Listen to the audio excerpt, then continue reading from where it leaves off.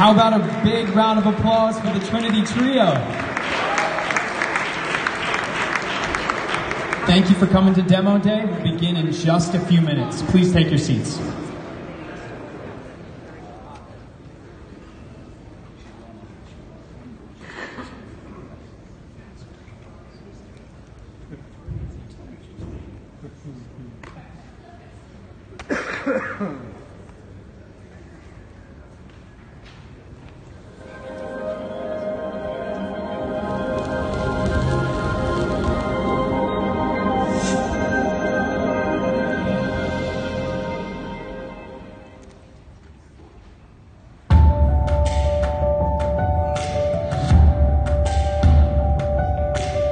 What an exciting few months it's been. As we near the end of our third program in London, we reflect on how much the insurtech landscape has shifted again, and how this year the insurance industry has reached a point of convergence. Insurers are moving from surface experimentation to impact-driven collaboration with startups to achieve solutions for real business problems. Insurers are co-creating solutions that improve relationships with their customers, enhance their internal processes, and make insurance a more seamless and transparent experience. The startups in our 2018 cohort are the driving force behind this change. Their impact and success permeate cybersecurity, digital health, risk prediction, customer engagement, the sharing economy, and beyond. The last 3 months of acceleration have been rigorous. The startups have participated in specialist workshops and received business development coaching on everything from business model validation and value proposition design, to legal contracting and regulatory compliance, to fundraising and pitch training, to marketing and sales. This has all led to the point we are at today.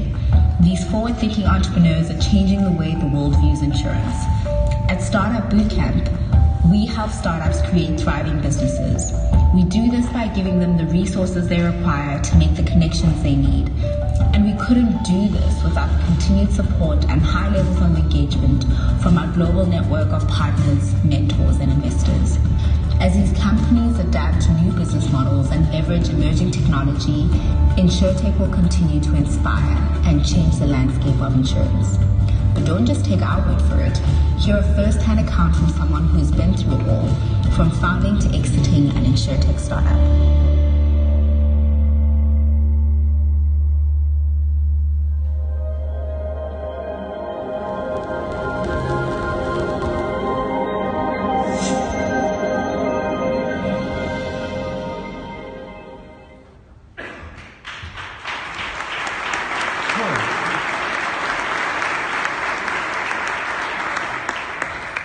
What an amazing place this is. I mean, I speak at conferences quite often, and I can honestly say I haven't experienced the buzz that was downstairs at coffee and here in the audience today as well. It's just amazing.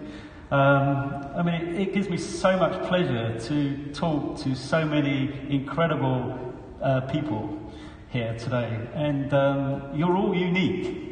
You have to realise that very few people in this world, and very few people I meet, has the guts, the vision, the mindset, the risk-taking, the ideas to actually set up a new business. And without people like us, I have absolutely no doubt that the world would come to a standstill, and particularly the insurance industry, which, does move at quite a slow pace. But I really believe that in the next 10 years or so, there's going to be a major change.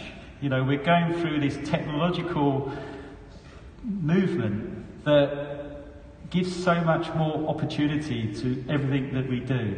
So you should all congratulate yourself. I'm sure everyone here is going to be really, really successful, and I truly wish you all are. However, as you know, it's not easy. So what I wanted to try to say very quickly today, because I know there's a packed agenda which looks amazing, is just to give you a few tips from my past, And yeah, it's not easy setting up your own business. You know, you have your highs and your lows, and sometimes days where you have a high, a low, a high, a low, and a high, a low. I think I've had 3 sequences of highs and lows in one day before, you know, and, you know, you just have to get through these things. And sometimes it's tough, and sometimes it's lonely as well. So, you know, one of the great things about you all here, part of the Startup Bootcamp, is that really you've got people here that you can speak to if you find difficulties. That never really happened a few years ago. You was pretty much on your own. So just remember that everyone here are like-minded people, and you should really sort of make use of that. So, Shorter Box. Well, my days in Shorter Box have come to an end. I thought up the idea of Shorter Box in 2008. About creating an insurance company that lived and breathed telematics. So I do think it's still the only example of an insurance company in the world that only writes motor insurance business with a black box. However, right at the very beginning, I just wanted to, put a few sort of comments that when I started to talk in the industry about the idea of building an insurance company with a black box, these are the sorts of responses I got. And every one of these comments come from a senior executive within the insurance industry. So, as blunt as "it will not work" or "you must be nuts," where's the marketing budget? And this was just at the start of the evolution of aggregators as well, when that started to happen. So in fact, you didn't really need one. You need to carry out market research, another thing that was always thrown at me. But the trouble is with market research, when you try to explain a concept, a new idea that no one else has really done before, and try to explain that to a customer, let's say, "Oh, I'll put a black box in your car and I'll monitor every moment that you drive. I'll know everything about where you're going to be. Do you think that's a good idea?" Generally speaking, of course, they didn't. No one wants a black box. No one wants to be monitored. That was thrown at me all the time. It's too expensive. Why will you exceed when everyone else failed? And as I say, as blunt as I don't get it. But the thing is, when you've got a good idea and you really believe it yourself, you shouldn't listen to these people. Because as I said, everyone here is unique. We all have a different mindset to the general population. To those within the insurance industry, generally speaking, we all have a different mindset. And like me, probably all of you, you don't accept these things. You just have to drive it through and prove people wrong. And, I was always born a bit of a rebel, even from a small boy. And I loved proving people wrong. So, 800,000 policies sold later. That's the latest sort of number from InsurTech in the time that I was there. So I definitely proved everyone wrong. And of course, after a while, everyone tries to copy as well. But that's great, because, when people copy, you're on to the right thing. So, really, what do you sort of learn from all of this? You have to believe in yourself. You have to think through your proposition, your idea, from start to finish. And that's my real first tip for everyone. Don't just think about the early stages when you start off your businesses.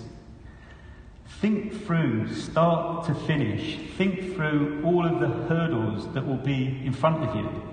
Invent things, invent these hurdles, and start to think of solutions before they've actually all happened. Think about distribution. Think about who your real customers are, what they really want. Think through what your next idea will be, even when you're working on your first one.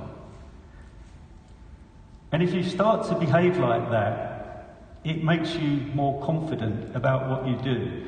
And when you get these doubters come and try to railroad your ideas, it gives you that sort of power that says, well, I'm just going to carry on and do this. It gives you focus as well to what your ultimate goals are. And you should stick to them as well. So, as I said, short a box now. I've sold because I couldn't think of anything worse than retirement. What would you do? Decorating, gardening or anything like that, and a complete disaster.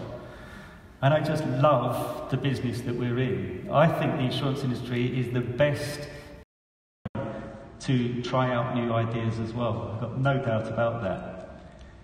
So telematics, 5 years ago everyone was saying this was going to take over motor insurance, and it hasn't happened. And I thought good and hard about what it's all about now is about empowering the customer. Black boxes in itself is not a very desirable consumer commodity. Customers do not buy black boxes. They will reluctantly have one because they're getting cheaper motor insurance. If you can turn that on its head and actually have a device, a piece of technology that gives the customer real value in its own right, then you're onto something. And the way that technology is developing now, there is so many more things that are happening at fast pace. So I've come across this device which gives you telematics. It's got a high-definition camera, and the camera's got artificial intelligence behind it, so it can create ADAS, Advanced Driver Assistance Systems, seeing the car in front, measuring how close you are, how fast you're driving, to whether you're lane swapping, the sort of technology that's up high-end Lexus, Mercedes, BMWs, and those sorts of things. And now we've built in intelligent voice as well, the technology that underpins Amazon Alexa. So you've got 4 powerful things all in one, which actually insurers would all love to have in order to manage risk, but also allows you to build services around the device that's empowered by the consumer, with their permissions for the data, of course, to almost monetize that data on the consumer behalf to negate the cost of the device in the first place. So what I'm intending to do really is to market B2C devices and then build the infrastructure that links into the insurance industry to get cheap motor insurance, to provide customers with a better claims experience. Nothing's more frustrating than having an accident that's not your fault and you can't prove it. And you lose your no claims, you lose your excess, and you might be stranded to get the bus home or the train home in your hour of need. This sort of technology now can stream all of the video of the accident at the point of accident. You can talk in car intelligently, and the device can talk to you to manage that accident as it happens. And you'll have all the evidence to prove that it wasn't your fault and get you just compensation. And even if you were at fault, you can trade that data with the insurance company to get you a better service. So you're not stranded at the point of accident, and you can get a hired car and all of those sorts of things. So by using the power of things like GDPR, etc., to say to customers, this is your data, and I will help you make use of that data, you can create much more new, powerful consumer products, and that's what I aim to do.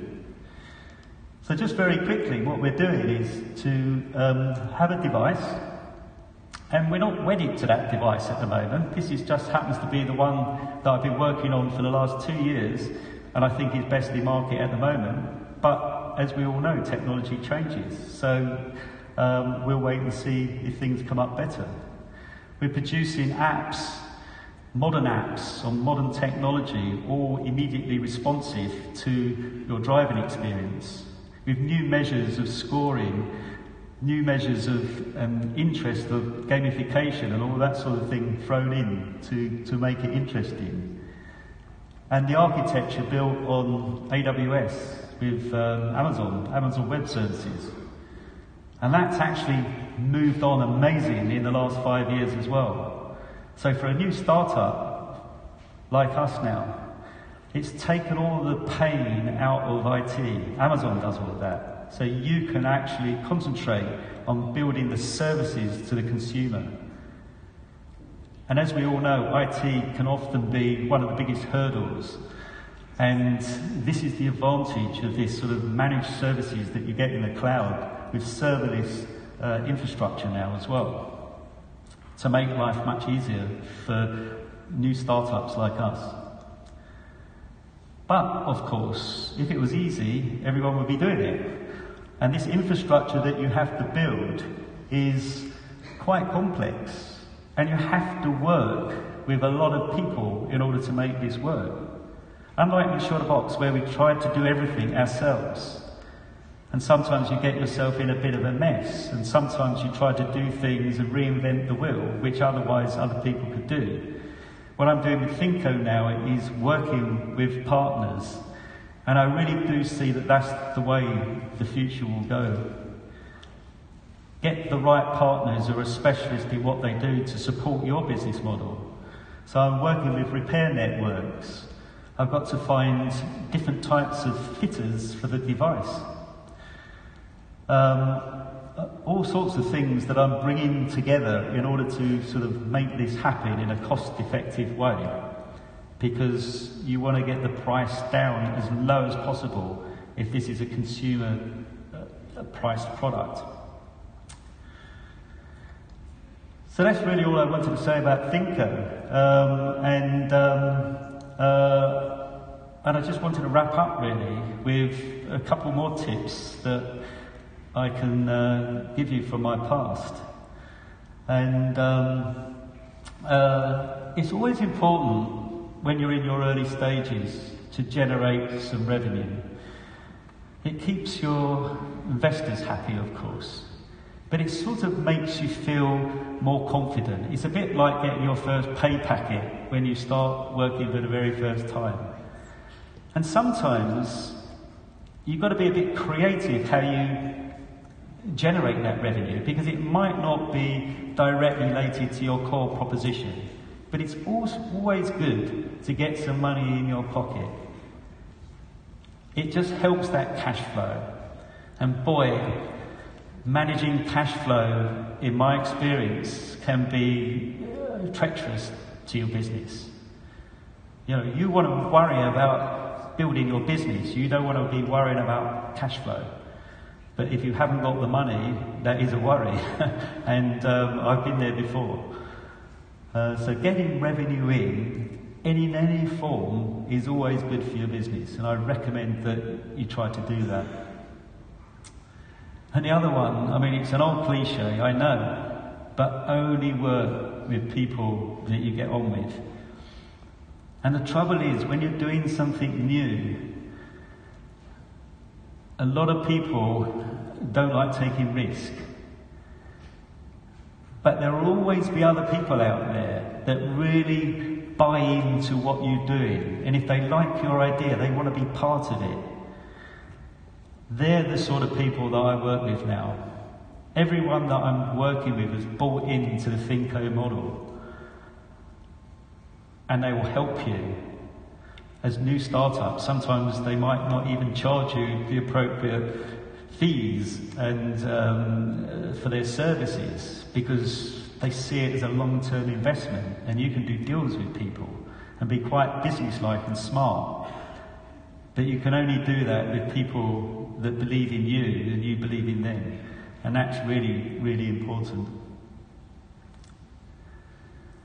And finally, and maybe some of the investors sitting here won't like this, but do not be a slave to your business plan. Because the one thing you can be sure is that your business plan will be wrong. And it can be depressing sometimes. The important thing is that you're making progress. You're going in the right direction. And go back to tip one, this long-term vision that you made right at the beginning with hurdle points. And make sure you're on target for the hurdles. It doesn't matter about the timing always, but make sure that you're always making progress in the right direction. That's what's important. And actually, investors, as long as they're seeing you going in the right direction, they will hang in there and support you. And that's, and that's important. So really, I'd just like to say thanks for having me here, and I think we've got an amazing afternoon now, and I'm certainly looking forward to hearing all the new ideas and chatting to people as well.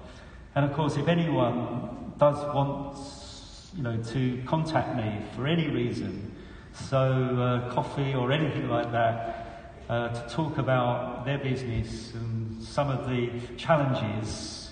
If you want to talk to someone who's been there, got the t-shirt, I think I must have faced everything in my life at some point. I've had my own business since 1993. This is my third one now. I've faced every single challenge that is humanly possible and put in front of you. So I'm absolutely happy to have a chat with anyone if you want to speak to someone like me. Thank you very much.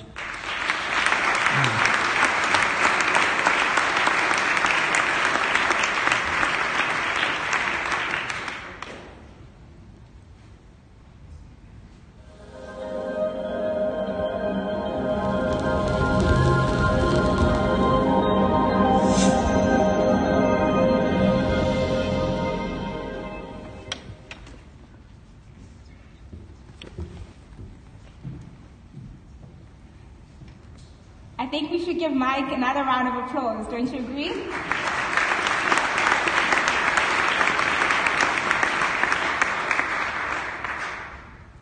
Thank you, Mike. I think that account was really compelling in demonstrating to us the impact that InsurTech startups can have on the industry. I'm also confident that as a result of that, Mike inspired the prospective entrepreneurs amongst us to join him, our alumni, and our startups on the mission to change the future of insurance forever. My name is T.D. Hagen, and I'm the Program Director of Startupbootcamp InsurTech London. It's a great honor to welcome our guests from far and wide to this very special occasion.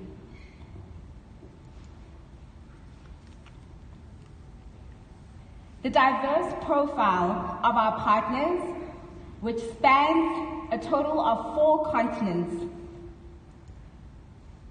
and that of our startups, which spans 3 continents, enables us today to host a truly global demo day, and we are really proud of this. We have the privilege to partner our insurers who sponsor our program in exploring challenges and opportunities that span multiple geographies and within diverse socioeconomic contexts. This enables us to leverage our network, our expertise, our knowledge of emerging technologies, and our knowledge of startups to create solutions that really have a dial-shifting impact on the industry. We are excited to announce that this year marks the 3rd year of Startupbootcamp InsurTech. Through this journey, we have actually been in awe Through this journey, we've had a good time of just exploring how the insurtech industry has evolved and ultimately led to convergence. A good example of this are these partnerships that were recently announced by a number of insurtech startups and insurers. It really demonstrates how an industry has progressed away from experimentation that is purely superficial towards collaborative problem solving with startups. We have seen that insurers are really eager on partnering with startups to co-create solutions. As a result, they're able to achieve improved customer relationships, enhanced business processes, and seamless and transparent insurance experiences. I'm sure a number of you are curious how we arrived at this event today. We began our journey in June 2017 by scouting 4,000 startups. Over 1,000 startups applied to the program, and we had the privilege of engaging 320 startups through fast tracks, office hours, and video interviews.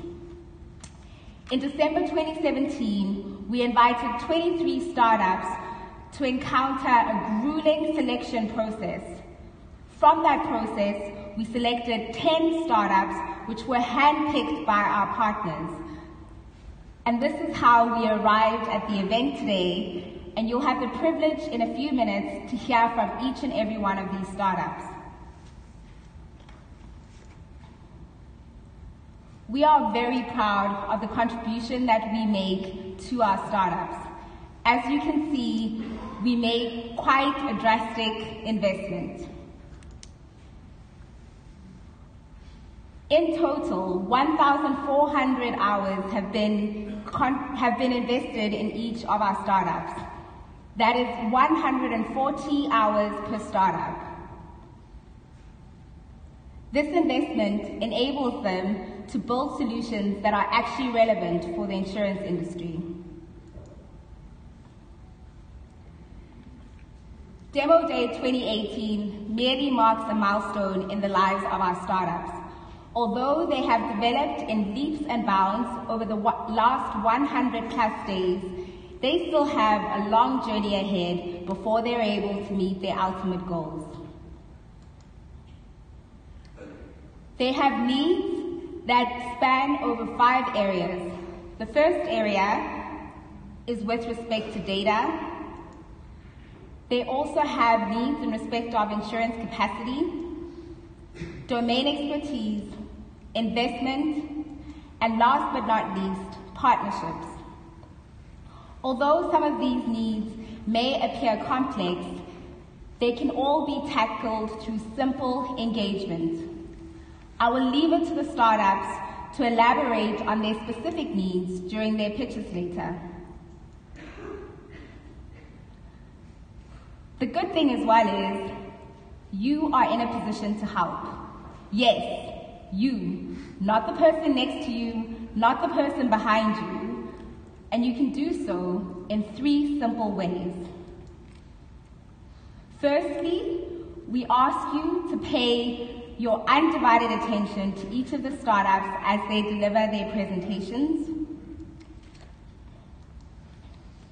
Secondly, we invite you to visit all the startups at their booths during the networking session.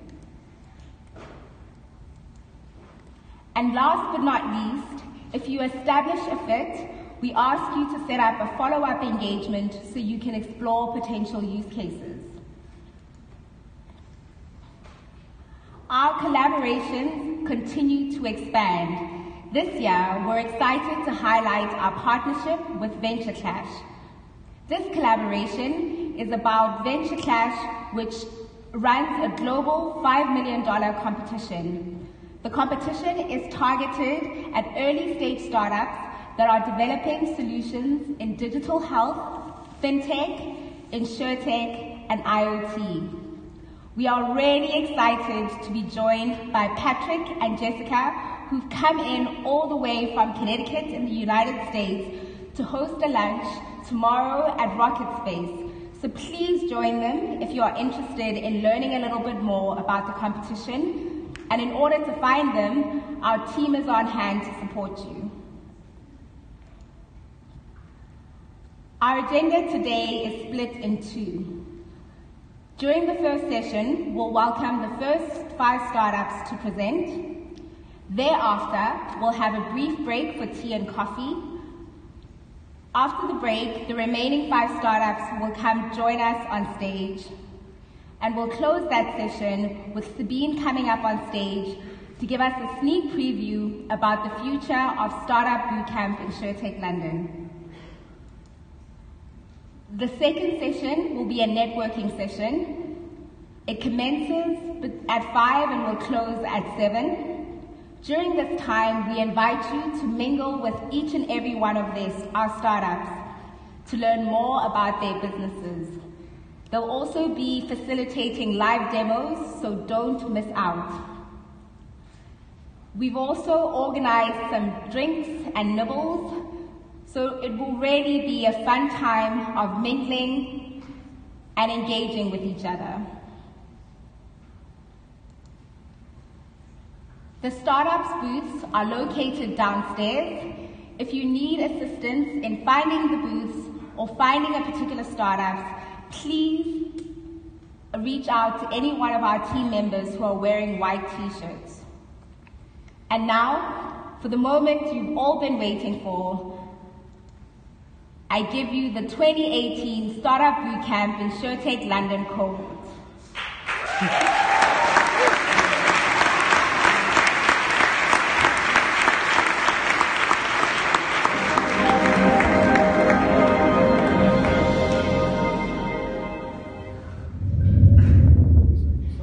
So SciStella is a data analytics company.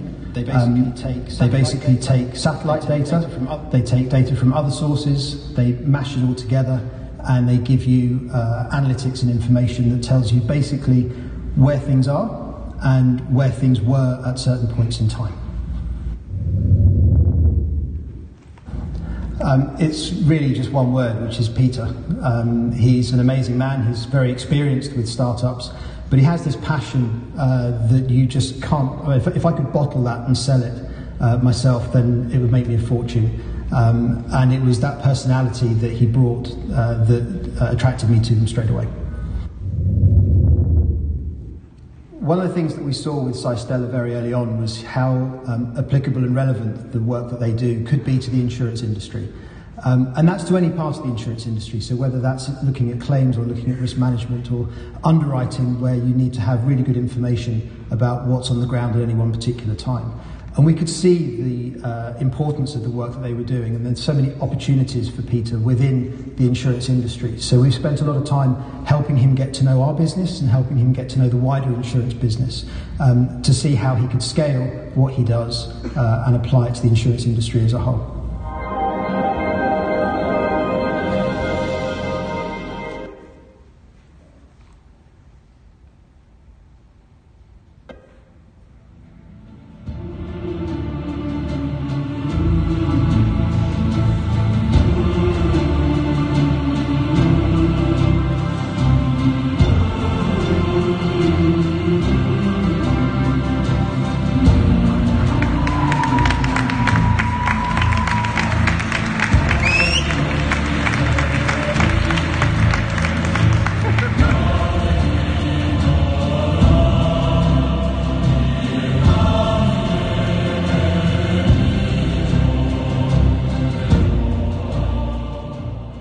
Ladies and gentlemen, good afternoon.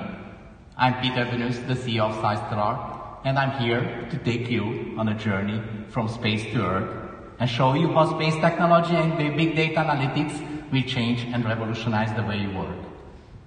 We will quickly descend down to the Earth for 5 minutes. Then, at the end of this presentation, I promise you that we will reach back for the stars again. Are you ready? Let's go then. Let's descend to the earth, slowly and steadily, entering the atmosphere. You can take your helmet off now and breathe, and take a look at your surroundings. And here we are. So this is our venue for today. And wow, I can see it fully packed with a lot of insurance professionals. Maybe this is a good time for me to ask you a question. Can anyone tell me how much the insurance premium of this building is? So I can reach some of you, I can see some of you reaching for the pocket calculators. So I'm sure that the underwriters from this room, they know that very well. You are confident about the insurance premium because you have a lot of information about this building. The building is located in central London, and you know all the risk in this area. And you also have the claim history of the building since 1887. But what happens in those areas, those remote and inaccessible areas where this information is not that easily available? Would you insure those assets? Probably not, unless you know a lot more about the risks.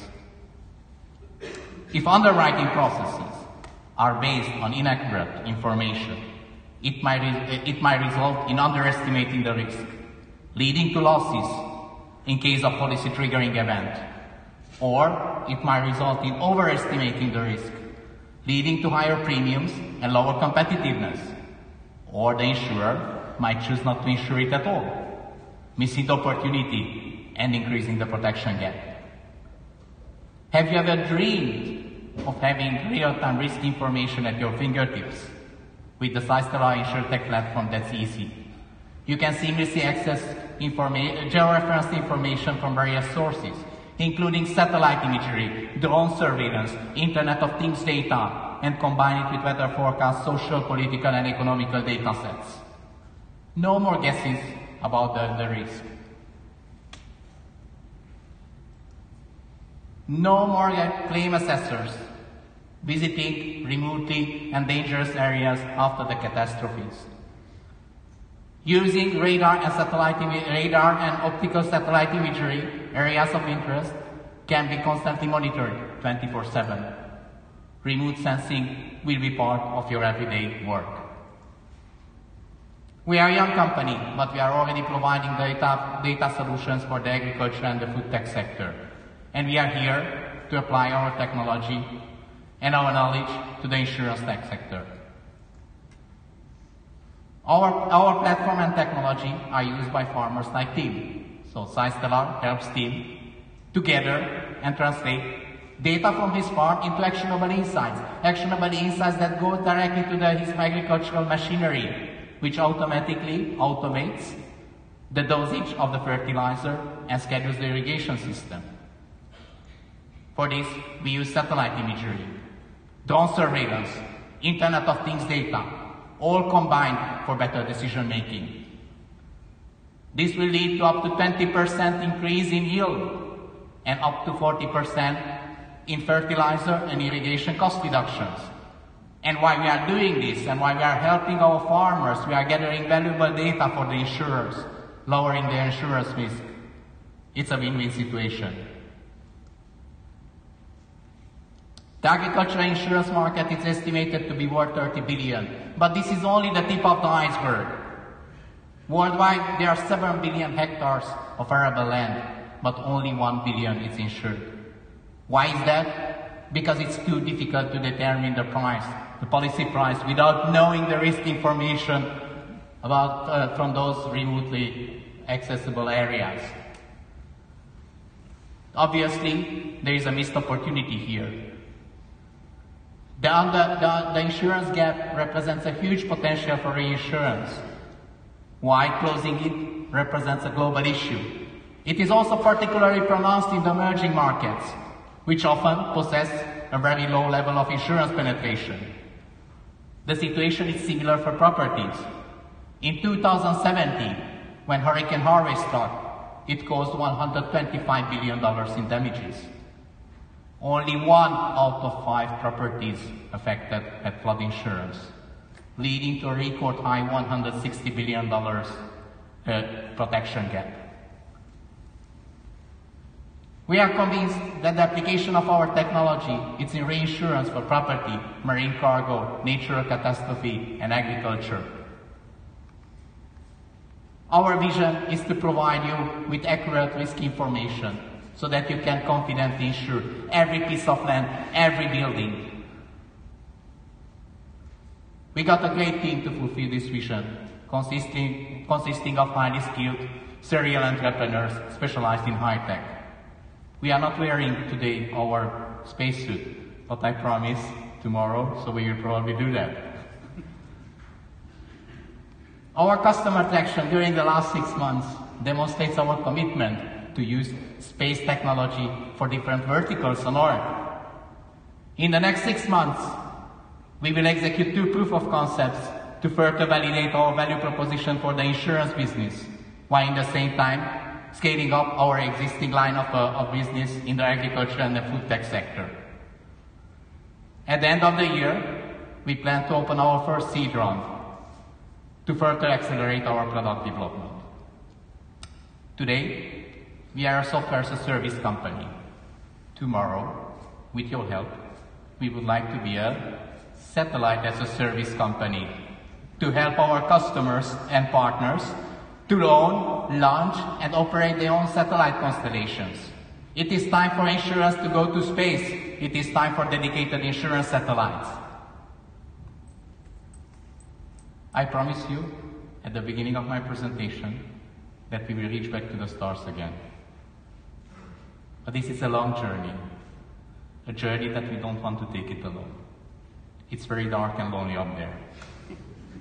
Therefore, I'm reaching out my hands for you to join us in this journey and together to start the final countdown. Thank you very much.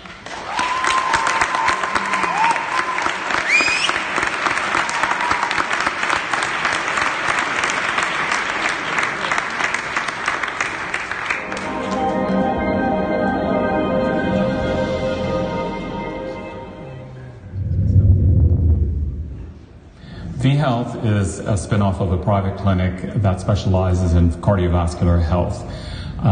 The company has created an AI platform that, combined with ECG devices and mobile applications, enables a customer to monitor their cardiovascular health. Insurers that partner with V-Health Labs can access their AI platform and improve risk assessment and predictions, as well as improve pricing and product development, plus reducing claim cost. What drew me to V-Health? I'm a firm believer in risk prevention, and the core of V-Health is risk prevention with respect to health and insurance. My first impression, they're focused, curious, adaptable, funny, which you need to have a sense of humor for a startup. But the reality is they really know their business. They realize that their AI platform actually has greater depth and breadth than they originally believed. And this makes it a very exciting proposition going forward. The team, in one word: fearless.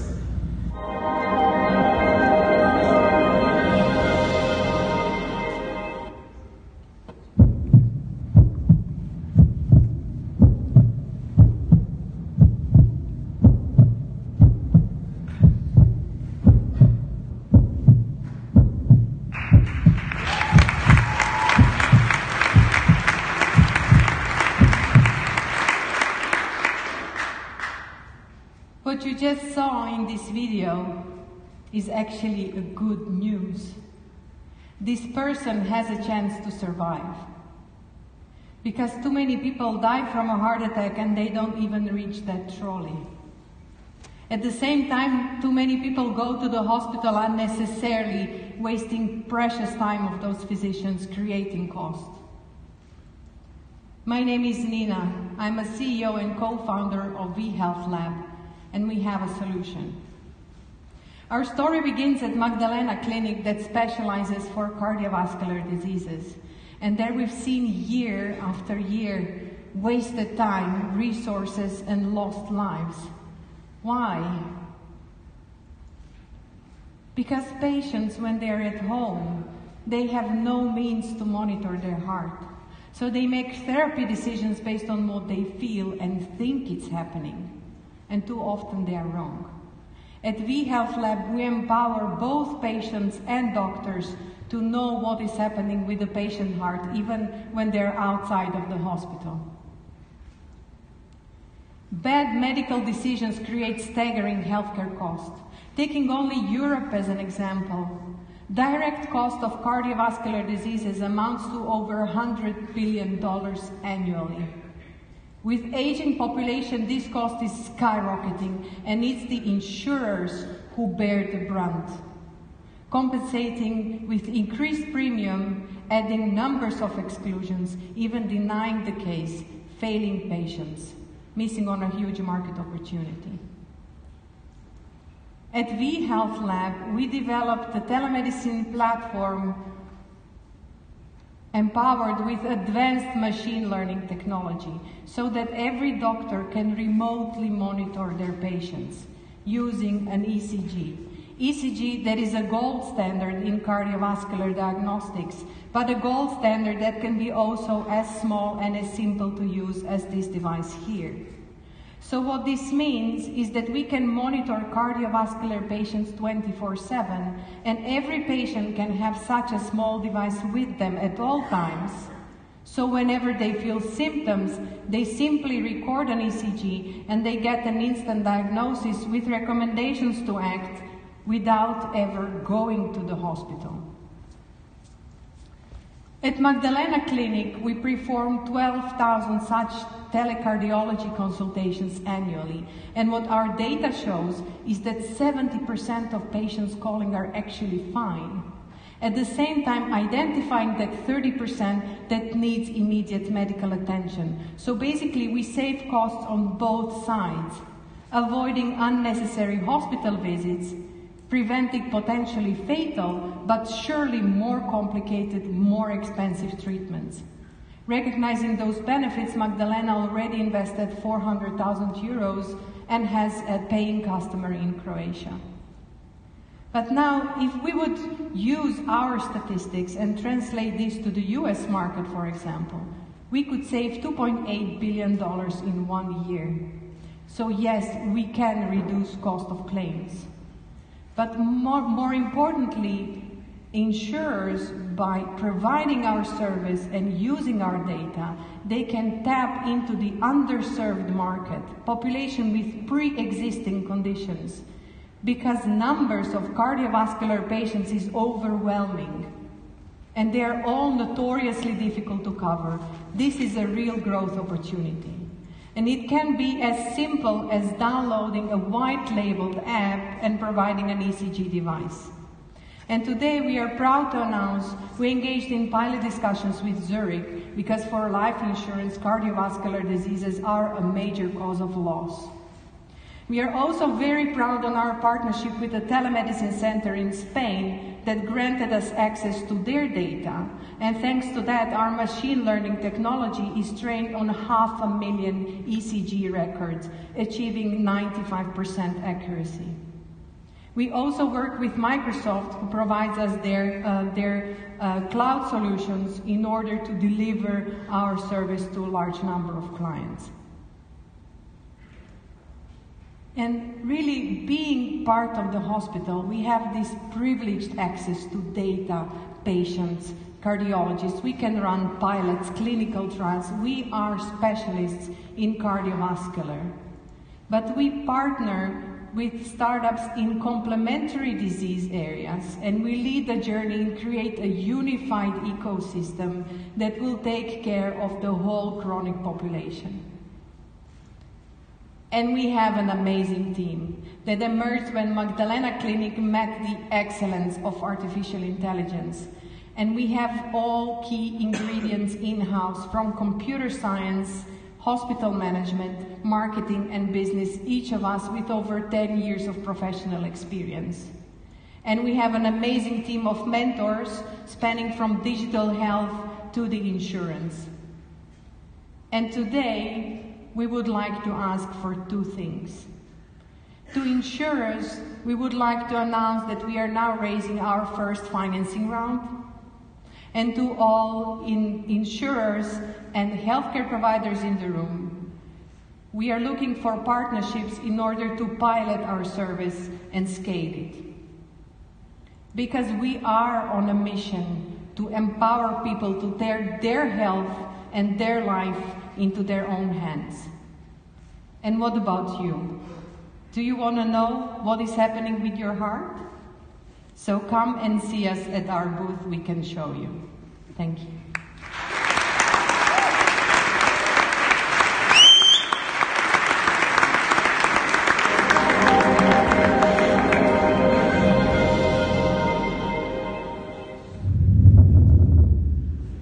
The founders of Polywiz have an interesting background, so they combine economics with psychology and computer science, and they're applying all of that with a smattering of insurance know-how, and they've developed a CRM solution for the UK insurance market, which I think is pretty exciting.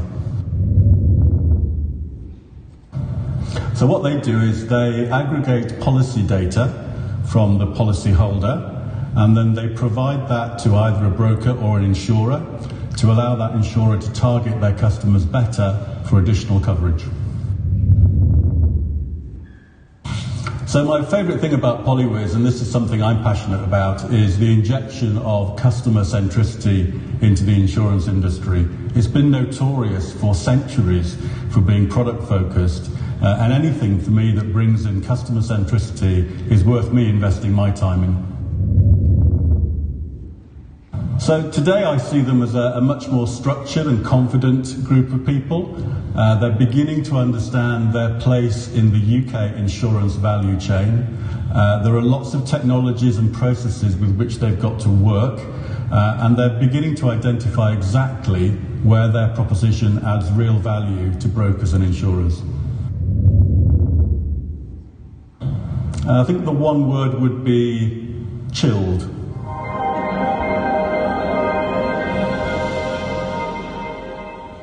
Beach, nigga, bring your business. We be standing in your front yard yelling, bring them out, bring them out. I'm a hot girl yelling, bring them out, bring them out. I'm a good boy yelling, bring them out, bring them out. Put the best game yelling, bring them out, bring them out. I'm a front yard yelling, bring them out, bring them out. I'm a hot girl yelling, bring them out. Hi, I'm Avi and I'm the CEO and co-founder of Polywiz. Polywiz helps insurers and brokers increase their wallet share by giving them full visibility of their customers' insurance portfolio. What I would like to share with you today is how we help one of our clients increase their wallet share by more than 20%.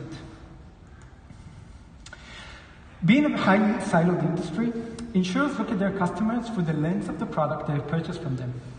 Trying to cross-sell them, insurers are unaware of product the customer might hold with other insurance provider.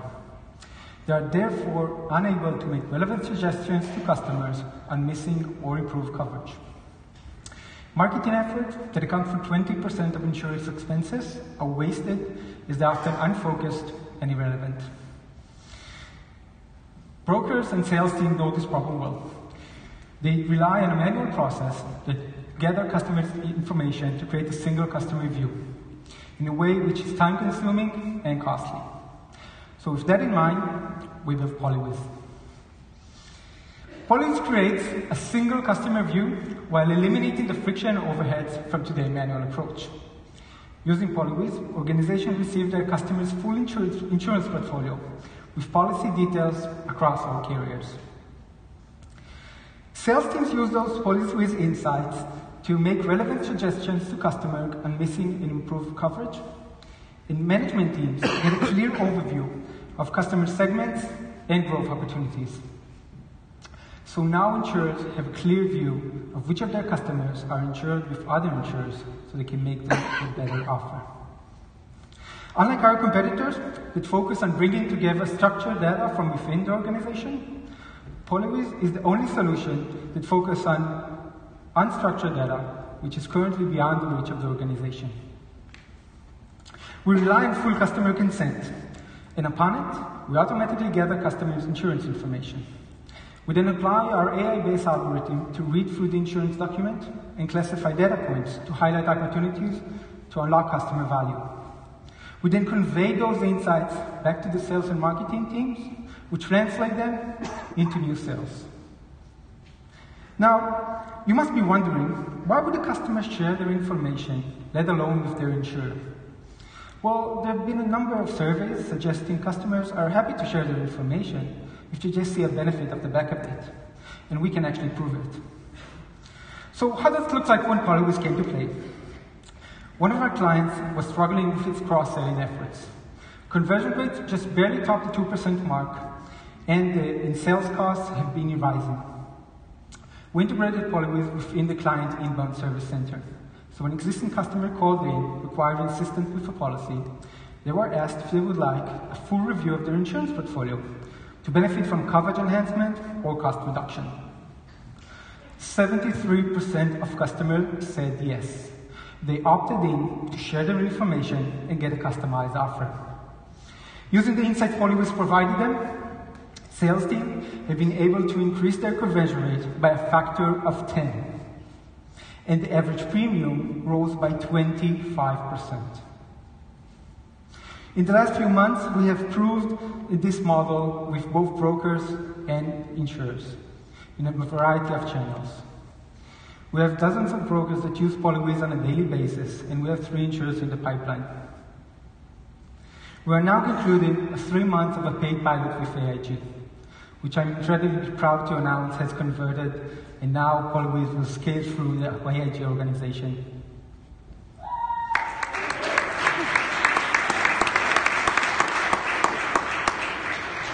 We are now focusing on securing a UK partnership. If you're a broker or insurer and you would like to unlock your customer value, I'd love to talk to you. Thank you.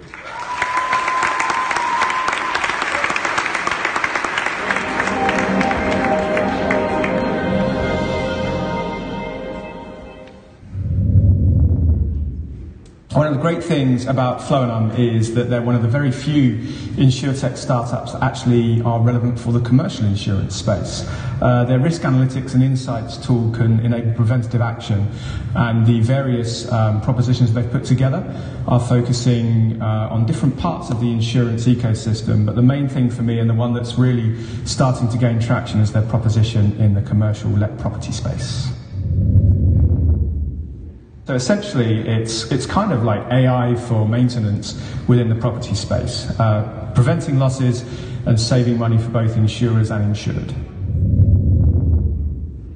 It's great to see businesses that are trying to do things differently to the benefit of the customer. One of the big challenges when there's a significant claim in the insurance sector is the fact that those that have been impacted by it are impacted regardless of whether or not there's an insurance policy in place. By getting to the front end of the process and preventing those losses from occurring, Floenum are really having a positive social impact. To get into the program in the first place, you have to jump through quite a few hoops, but Floenum's proposition and their process has really enhanced through this process, and now their pitch is exceptional, the product is better, it's much more tailored, they're much more single-minded than they were, and they're really focusing on adding value, which is very important.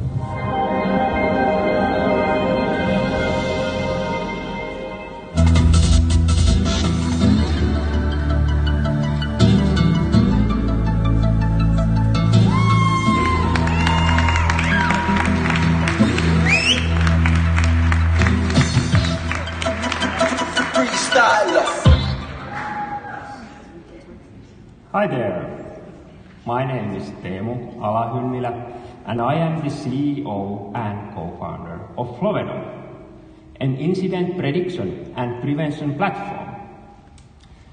Let me introduce you to Alexandra. Alexandra is a property manager for a landlord owning 5,000 residential apartment buildings. Typical tenants are low-income families who optimize their living costs by keeping their apartment temperature low, minimizing ventilation, and use old appliances. Landlord spends several tens of millions a year to maintenance and inspections. Despite the inspections, damp and mold are common, and a single water leak can cost up to £500,000. In UK, gross claims paid for commercial properties amounted to £3.2 billion in 2015. Escape of water, damp, mold, and fire represent 90% of all the claims costs. Based on our research, most of the incidents are not accidents, but issues we can predict and prevent. Unlike the widespread use of IoT sensors in manufacturing and logistics, the property owners haven't installed and used the sensors and shared the data with insurers. Flovenum is going to change that. We have listened to all the parties involved. We have talked to landlords, insurers, and IoT sensor manufacturers, and we have joined the dots. Flovenum is first of its kind incident prediction and prevention platform for commercial property owners and insurers. With Flovenum solution, the insurer can offer Alexandra and the landlord incident prediction and prevention insights to reduce maintenance cost, intervene early to damp, prevent mold, and minimize water leak claim costs. Even more, Flovenum is a platform for any insurance carrier, broker, system integrator, or IoT sensor manufacturer to quickly build their own predictive maintenance applications. Let me introduce you our first customers, Howden Finland and Zurich UK.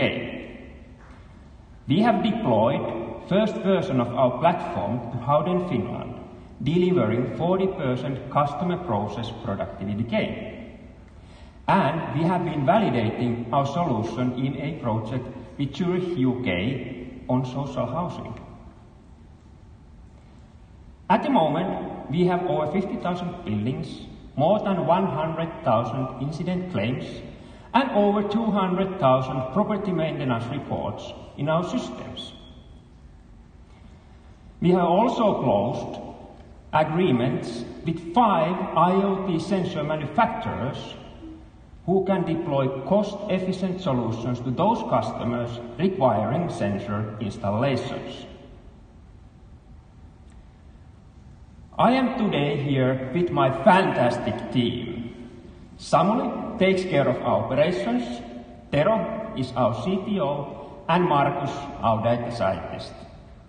For the last 20 years, we have worked together for Nokia and Microsoft to develop and use technology for smartphones to collect terabytes of data on a daily basis to improve user experience, predict faults, and prevent warranty claims.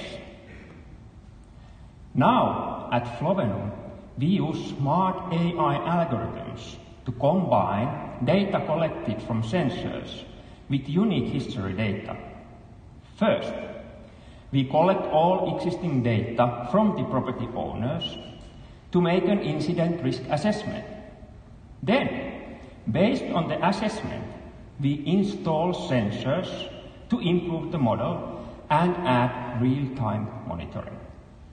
And what you see here is actually a live data snapshot from this venue premise today using sensors like this. Towards the end of the year, we are going to deliver 2 new projects and enter into a customer trial. We will ramp up the sales, we will grow our technology teams, and prepare to double the amount of insurance channel partners and real estate clients. Our market focus will expand from Finland and UK to include Germany. Don't miss your first mover opportunity. Meet us after the pitches downstairs at our booth for live demos using sensors like this. Thank you.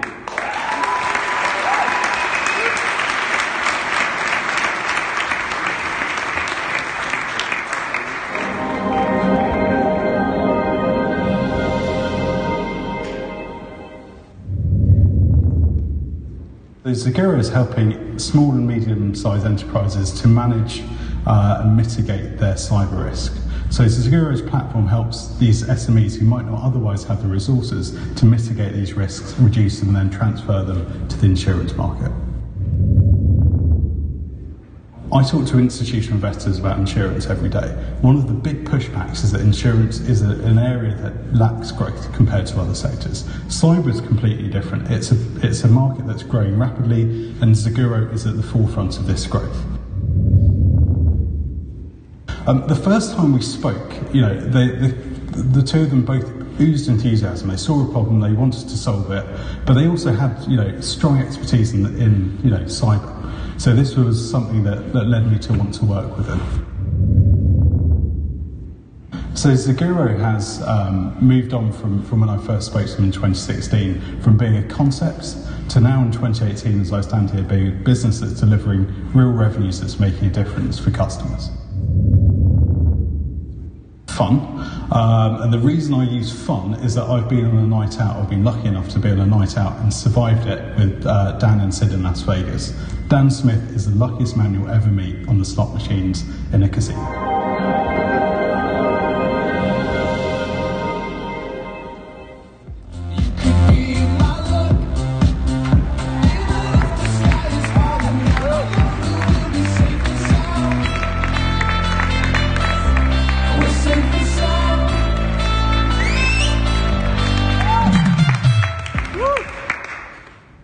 Good afternoon, everyone. I'm Sid Gavaneni, CEO and co-founder of Zagura. My co-founder Dan Smith is in the audience as well, and if you're sitting next to him, do watch out. He might hack into your cell phone. So people ask us, what is Zagura? Seguro with an S in Spanish means security and insurance, and that is who we really are. You'd have seen everywhere, every day in the news about everything that's happening.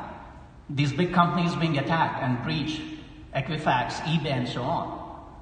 But let me tell you, there is a bigger problem.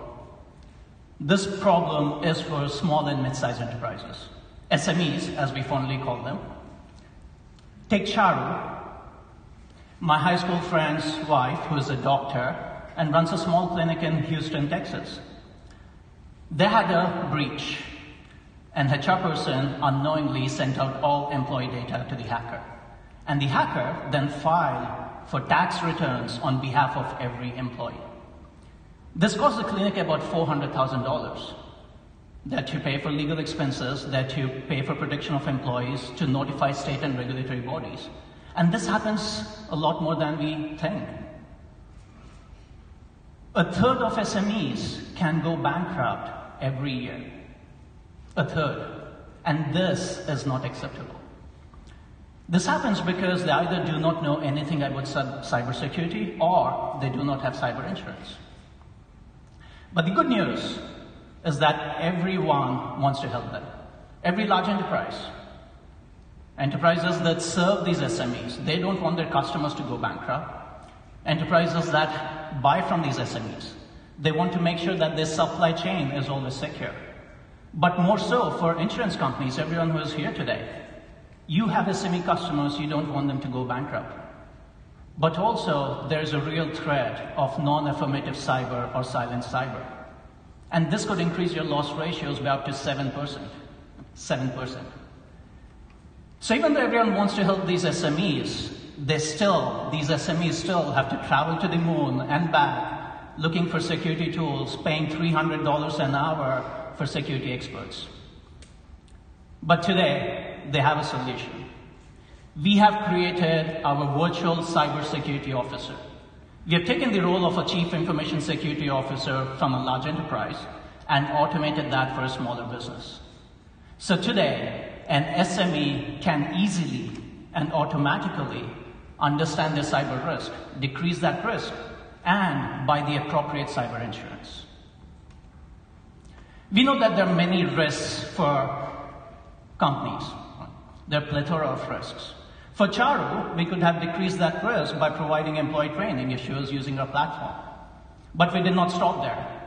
We went ahead and we monitor continuously all of the technology platforms. We find vulnerabilities before hackers do. We help these SMEs be compliant with various cyber regulations.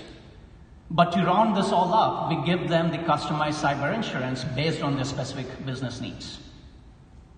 And we prove this. We prove the assessment and mitigation platform with SME customers of some of the largest insurance companies. But today, we are particularly delighted to announce that Zeguro is truly the only holistic solution for SMEs. Ladies and gentlemen, we are proud to announce our partnership with Hartford Steam Boiler and Munich Re.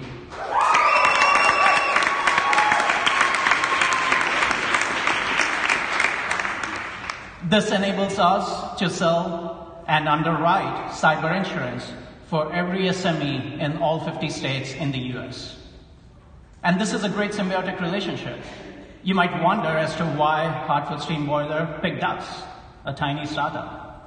And I'm glad that Stephanie Watkins from Hartford Steam Boiler is right here. Stephanie, a quick wave, please. So if you have any questions, please reach out to her. She'll be happy to talk to you. And Stephanie, we really appreciate all the support and the confidence that you have put in us. Thank you. Now, this market, the cyber insurance market, is growing organically. If we did not do anything, if we just let it grow, it could be a $3.5 billion market by 2023. But we are not only riding this rising tide, but we are also innovating distribution and fueling the distribution channels. This could take this market to about an $8 billion market in written premiums for SMEs. We are particularly positioned because of our first mover advantage, because we are so innovative in both underwriting and distribution to get a disproportionate size of this market. And all of this has been possible because of our great team. A team of experts that has come together to fulfill and lay the foundation of our vision to empower every business to withstand the unknown. And today, we are looking for help. We are looking for help to make this vision come to fruition. We are looking for investment partners, investors who want to join the likes of Social Capital in our seed round, which is open as of today. We are looking for insurance companies and enterprises who want to protect your SME ecosystem, whether it is your SME customers or your SME suppliers. So please, come talk to us downstairs in the booth if you want to work with us on fixing cyber for SMEs. Thank you.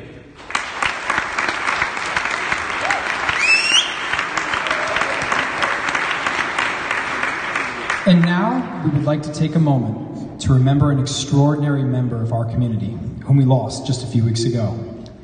Please join us in welcoming David Stubbs, the CEO of Writendom, to the stage to deliver a tribute in honor of his friend and co-founder, Graham Blaney.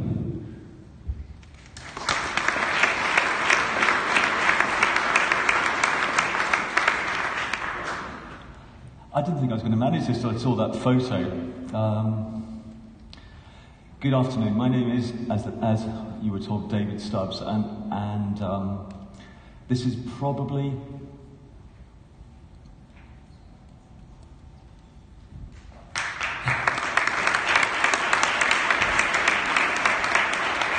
it's probably the first time in 30 years I've got on a stage and felt nervous. It's probably worth thinking about some of the people we've seen already today and the excellent pitches, the kind of stuff that goes through your mind before you get up here. You know, have I got a clear message? Tick. Have I anticipated all the questions? Tick. Pump the adrenaline? Yeah, got that tick. Terrified my team members I'm going to go off message and do some improvisation? Yeah, tick. I haven't done any of that today. I've just been terrified about getting to the end. So I'm not even going to try and explain about Graham. I'm just going to give up and tell you a story. About 2.5 years ago, I was introduced to a guy called Graham Blaney by a mutual friend. Graham, he said, was doing really interesting work in online car retailing, and he wanted some advice, and he said, Dave, you know about cars, meet this guy and help him. So we booked a slot, and I went into his office in Nottingham, and my life turned bloody upside down.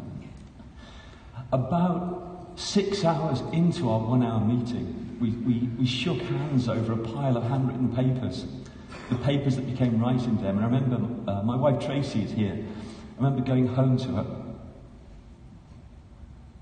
really excited about this thing that we kind of created in our minds at least, and this guy I'd met. And I don't often take charts home and have shaking hands in the kitchen and show her, but I did that day. And so for 6 months, and anybody who's thinking of getting into startup in the room, I do not in any way recommend this. For 6 months we worked like dogs. All our assets, everything to do with our company, our existing companies, we committed to Writing Dem on the basis of a handshake. Because that's the kind of guy he was. He radiated trust and optimism, boyish enthusiasm, which is really hard to bloody do when you're nearly 50. That was Graham, and then we incorporated, we joined the incredible experience at Startupbootcamp, and I stood on the stage 2 years ago, and I talked about what we had built and what we would build, and that's really kind of the hardest thing of all. To lose somebody like Graham Blaney at any time is a tragedy. To lose him after all the bloody work he has done, and the inspiration he has given to our team at a time when we're breaking through into an enormous success, that is deeply, deeply distressing for myself, all of our team, and almost bizarrely, many of our customers. Now, we can't do anything. We can't do anything to bring Graham back, albeit I watched the pitch from Magdalena and I thought, if only. But what we can do, what we can't do in writing is to try and live his standards, to understand that everybody in our business lives has a perspective and a story, and to try to understand what that is, because that was the most remarkable part of working with Graham. For 2 years in this incredibly intense emotional and intellectual space called startup, when you're worried about everything, team members, recruitment, money, customers, software that doesn't bloody work, it's very, very easy to despair and to become argumentative. And for 2.5 years, I never had an argument with the guy. And those of you who know me might understand that's something that was a surprise. So in writing, that is when we found out we'd won in Startup Bootcamp. That was a bloody moment. So in Writing Dem, we are going to try and live that example that is Graham, and I can only recommend that in your lives and in your business lives and personal lives, you try to do the same. So thank you very much for hearing me, and thank you very much those of you who know Graham or knew Graham and have shared a few moments with me since we lost him. Thank you.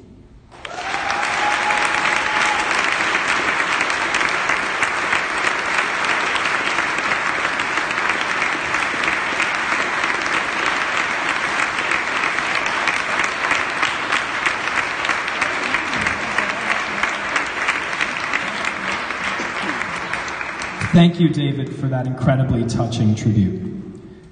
We will now take a quick coffee break. Demo day will resume in 30 minutes. Thank you.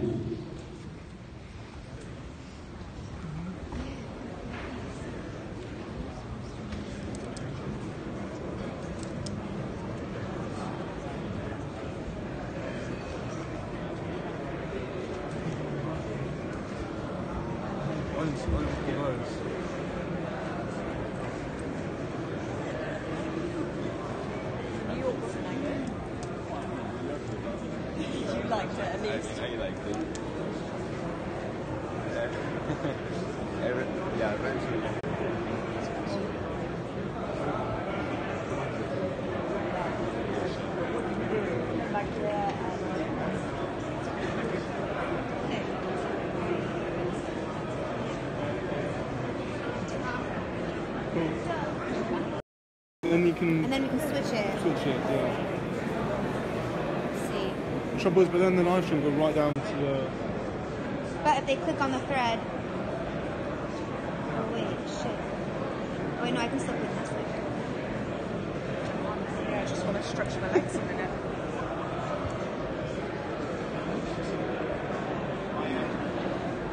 I was really worried at this.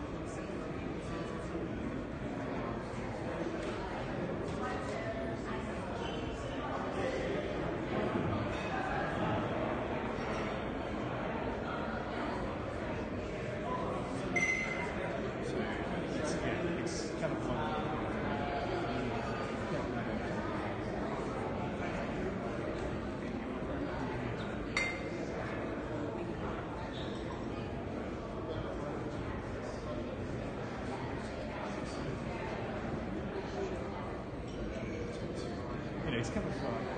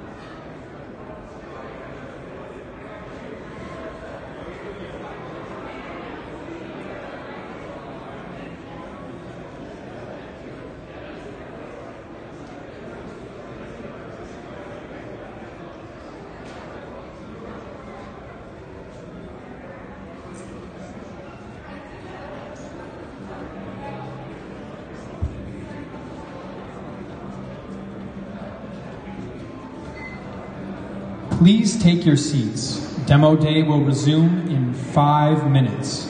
5 minutes.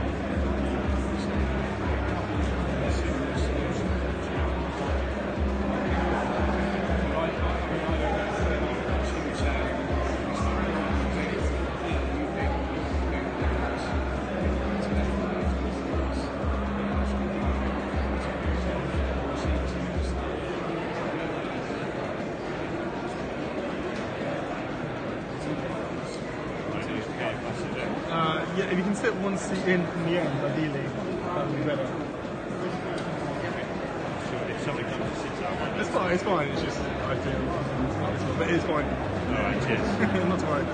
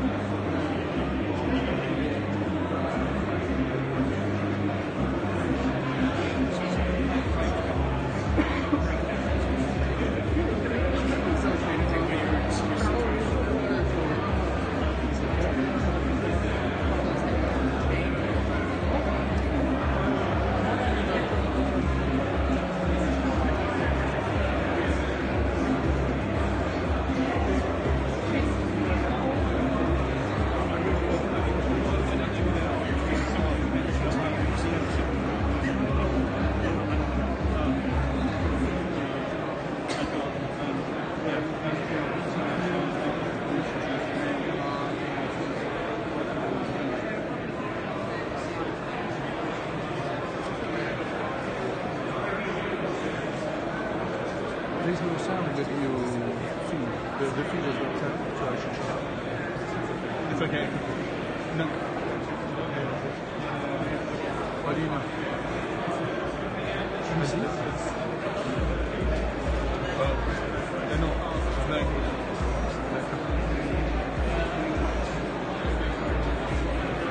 Let me... Where am I?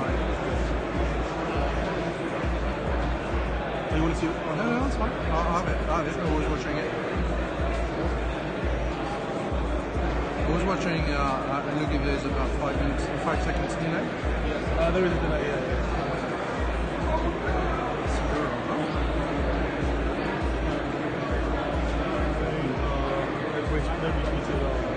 How did they do that? It says live, but how did they record it?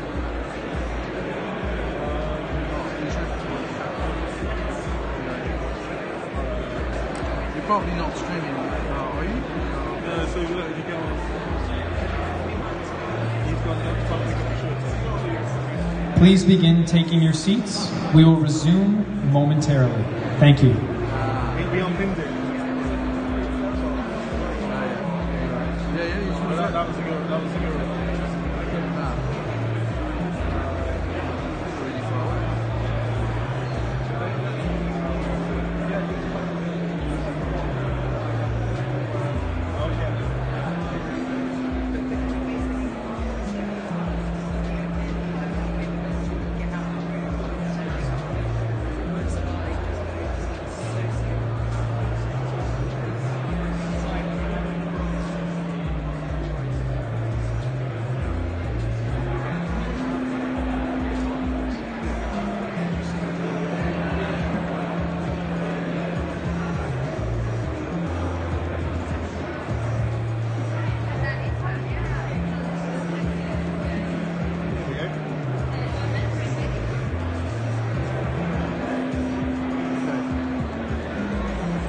So if I move my hand around the screen.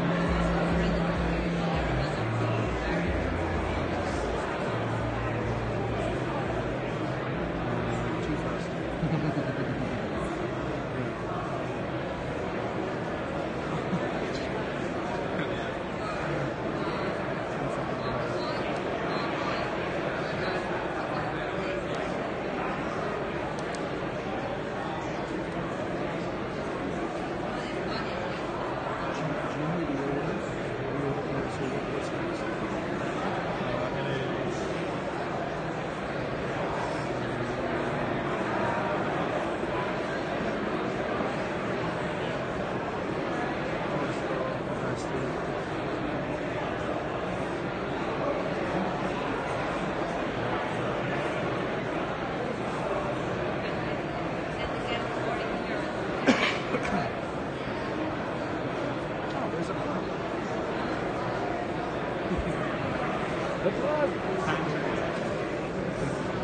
push me in here too far. Oh, damn it. But have you got a microphone up? Yeah. Or using this, or just using a phone? No, just we did it before hard. So we've got a big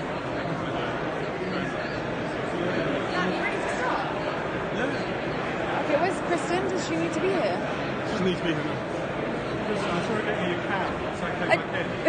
Going to the office? Ciao. Don't they want to see me? I'd like I to do. do I that. want to say hi. Bye.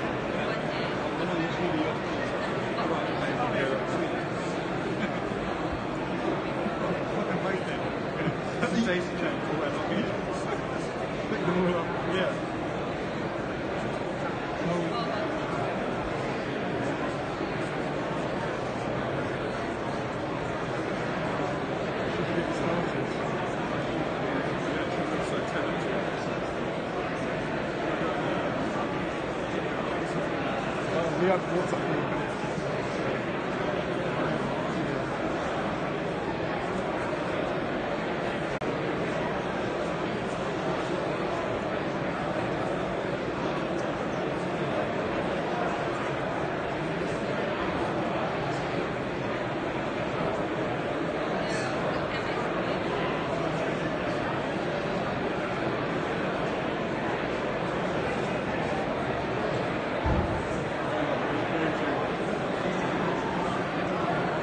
Demo day will begin now. Thank you.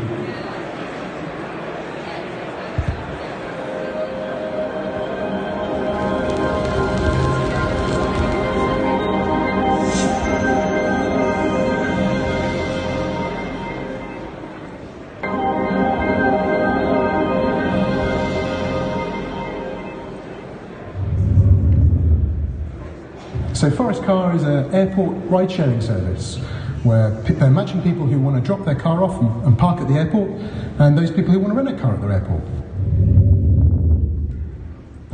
Forest Car is addressing the staggering inefficiency at airports, where the number one place to rent a car in the UK is an airport, and yet the number one place to park a car is at an airport. The passion of the two guys that are in the Forest Car team is what drew me to the team. They're driven, they're motivated, and they've got huge amounts of energy. My first impression of Forest Car is two guys who are passionate about the environment, passionate about road sharing, and I know they're going to make it happen. I feel really confident in these two people. They've really refined their model. They've come on leaps and bounds, and they're really challenging themselves. They've worked a lot with distribution, they've worked a lot with insurance, and I think they've now got to a point where they've understood the challenges that face all startups.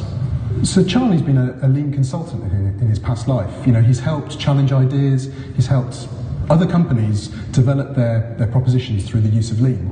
And I guess over the last few weeks, he's really been challenging himself to understand whether these principles can help Forest Car grow. Passionate. Definitely passionate.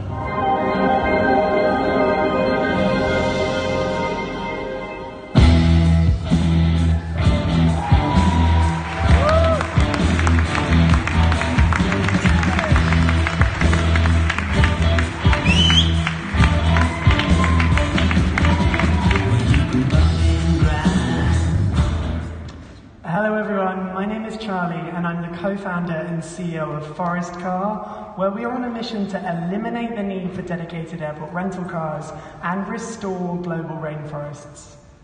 I love traveling, but I hate waste.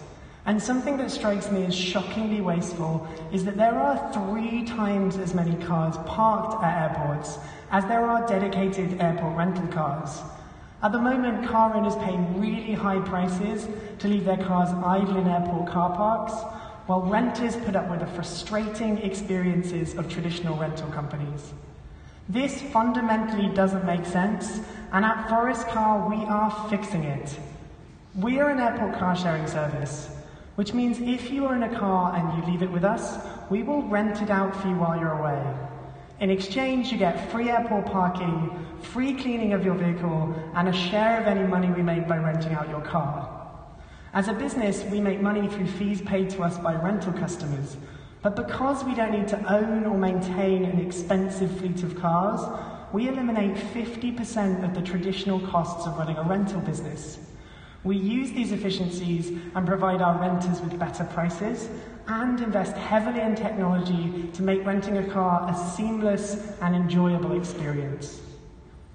Car sharing models take pressure off the environment because they mean fewer cars need to be manufactured to meet people's needs.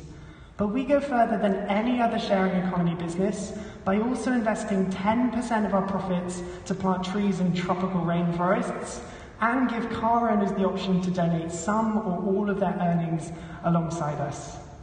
But the opportunity is not just environmental. In fact, the airport rental industry is worth $30 billion a year, and there are so many cars parked at airports around the world that if we were renting out only 1 in 100 of them, we would be generating over $1 billion in annual revenue. But the question is why? If this opportunity is so enormous, hasn't airport car sharing already taken off? Well, on paper it sounds simple, but there are serious and gritty challenges that need to be overcome if we are to unlock this wasted potential. Most importantly, when it comes to insurance. Insurance is essential to our business, but despite the fact there are now at least 10 different sharing economy unicorns, most insurance companies are simply not prepared for the new forms of risk that come with the sharing economy. The key is to intelligently manage that new risk, which is why during the Startup Bootcamp program, we have partnered with the leading telematics company Track Global, who have a proven record of reducing claims frequency by 39%. It takes us just 3 minutes to install one of their devices, which we can then use to reduce fraud, reduce theft, and even notify renters if they need to improve their driving before claims happen.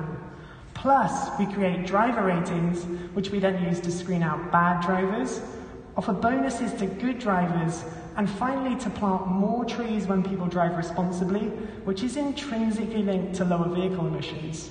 So we are actually gamifying good driving to, on the one hand, reduce risk, but also to increase trust, loyalty, and benefits to the environment.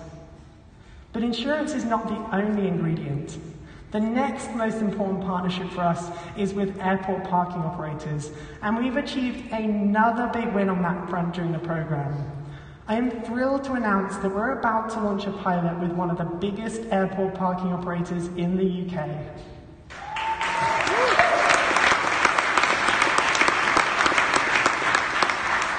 Stay tuned for the press release, but for now I can share that we're launching at Manchester Airport later in 2018. The fact that our environmental impact is so strong was essential to securing this partnership and continually opens doors with airports, car manufacturers, and other organisations with a vested interest in sustainability. Like Heathrow, who've just launched a new sustainability prize where the winning startup gets funding and support from the airport, and we are through to the final round.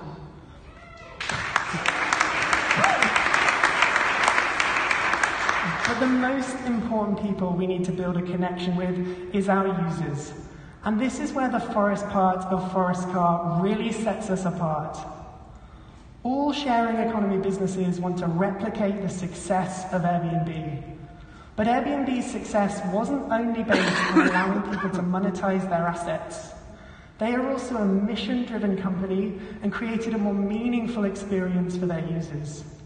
It is that meaning that allowed them to build a passionate community and ultimately propelled them to become one of the most successful startups of the 21st century. It is our belief that because Forest Car is not just about cars, but about using sharing as a force to restore the environment, that we provide the meaning and mission that has been missing from other car sharing businesses.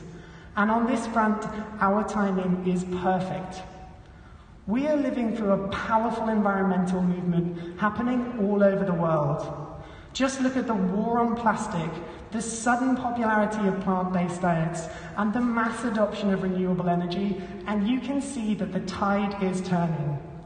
We believe strongly that with your help, we can create a revolution in car sharing that will result in fewer cars in society, more trees in tropical rainforests, and less CO2 choking up the atmosphere.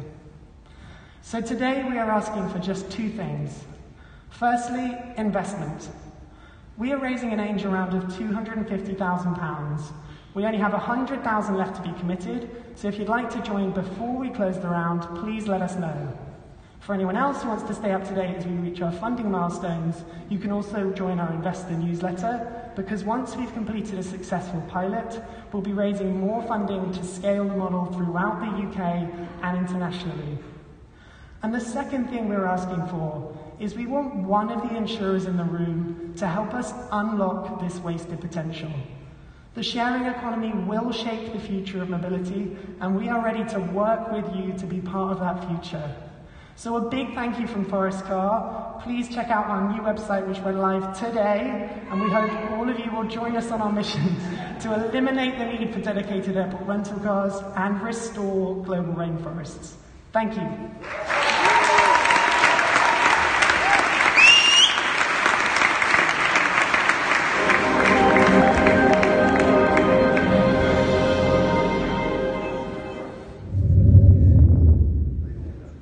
At the most obvious level, Zasti are using deep learning to predict failure and through that to minimise business disruption. And I think the really interesting thing about them is the role that they want to play in that deep learning ecosystem.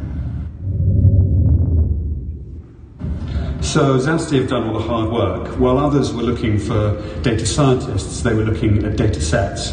While others were looking at use case problems, business problems, Zasti were looking at the AI problem.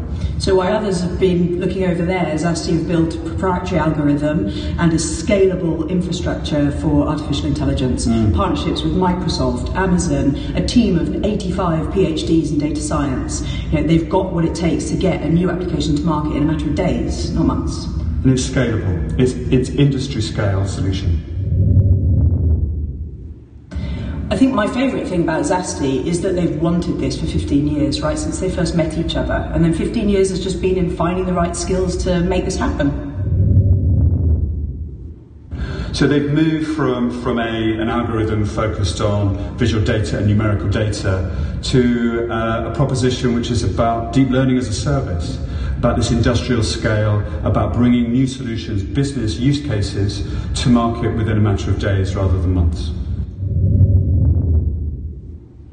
What's the single word to describe them? Well, so many startups have a name which has no meaning. For these guys, their name means everything to them. Zasti means to predict the future, and that's what they want to do.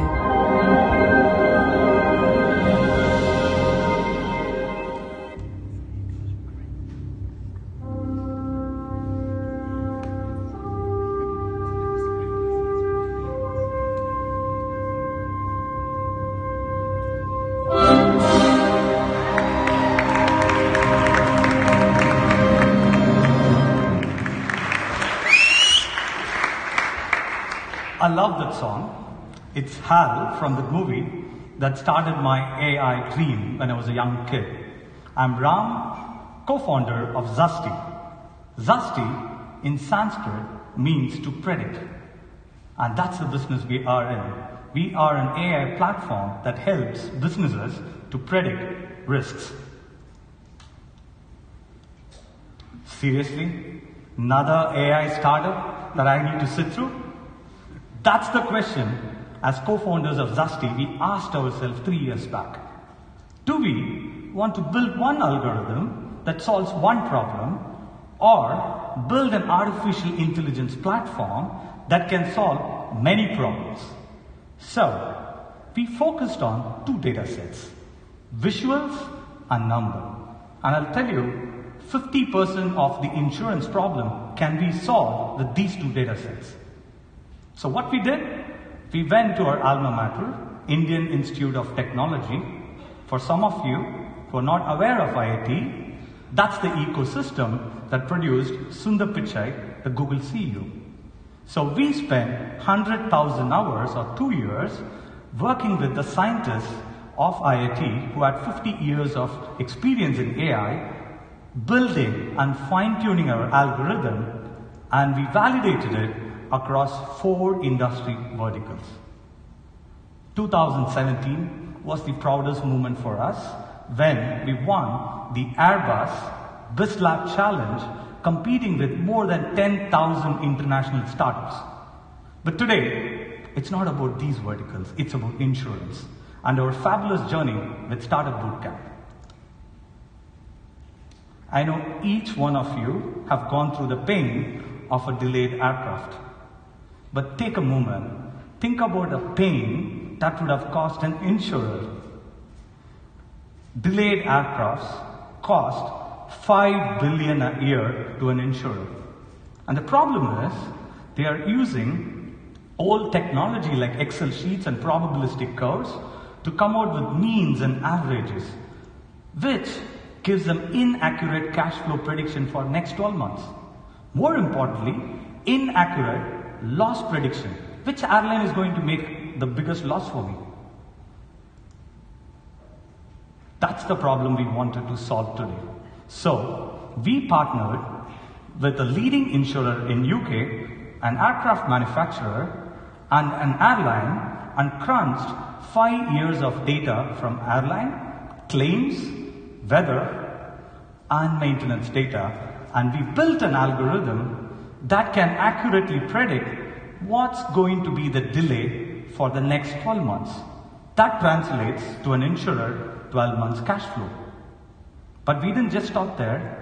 We went one step ahead and fine-tuned our algorithm to predict individual aircraft delays.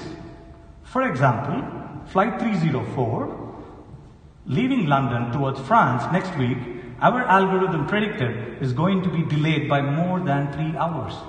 That means 600 euros per person is going to be the claim.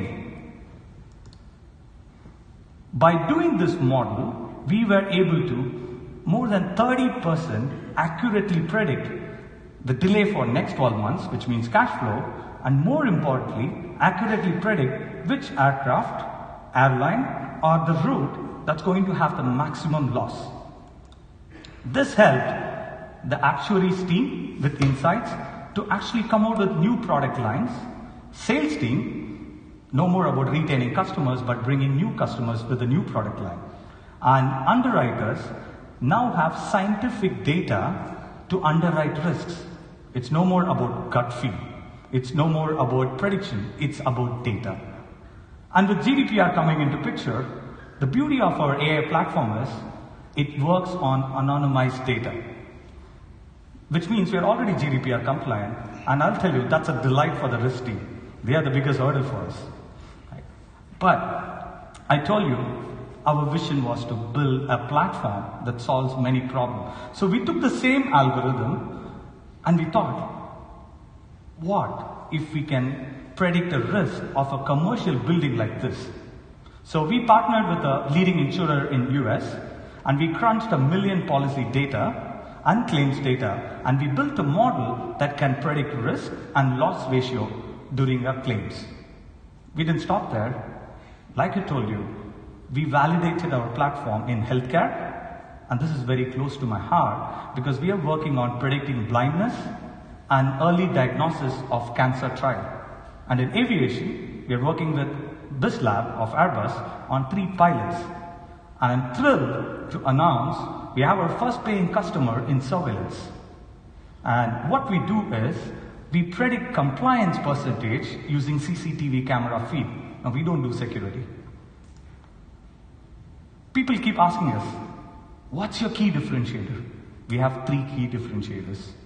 Because we spent 2 years building our algorithm, we can solve problems in days.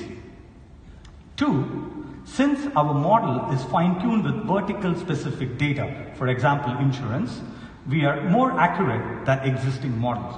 And three, and this is also our dream, we are on the process of building self-learning algorithm, just like your brain, which learns every day.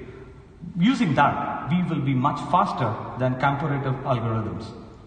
And we are extremely proud to announce we are one of the very few partners in startup world who are partnered with Microsoft to build edge-based AI system. It's no more about huge service.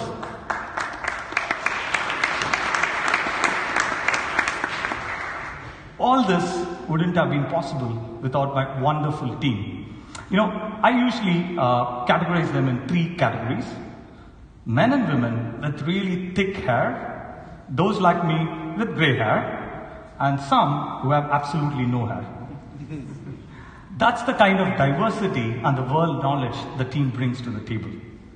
And we're very proud of our social initiative where we bring mothers back to work and they are solving some of our data set problems.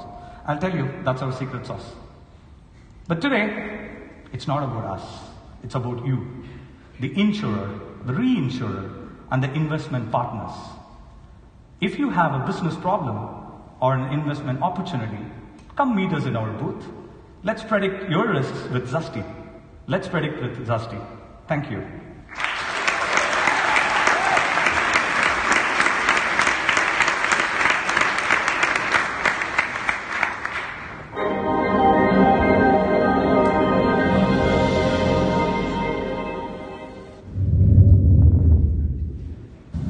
Pickup is connecting an old form of communication to the digital world. Any outbound communication or phone call can be branded, and an end customer will know who is calling and why.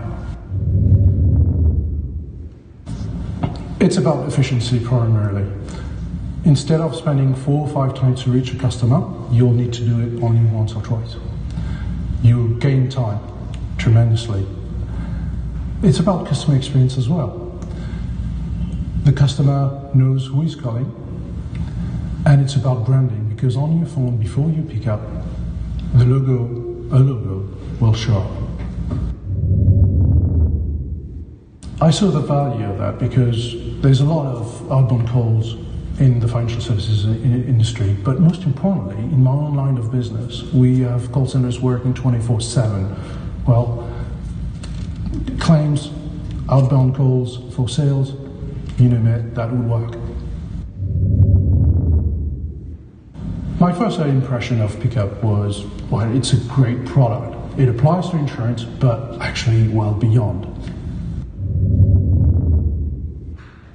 I've been impressed by the number of potential partners they've met, the few NDAs they have signed, whether it's in the UK or in Europe, and also they have made some fantastic progress in terms of funding, and that's what they wanted initially.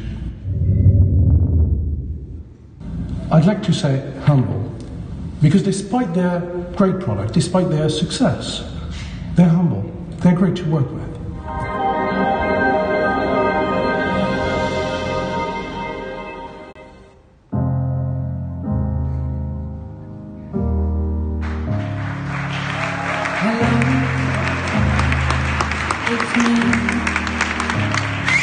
I was wondering if after all these years you'd like to...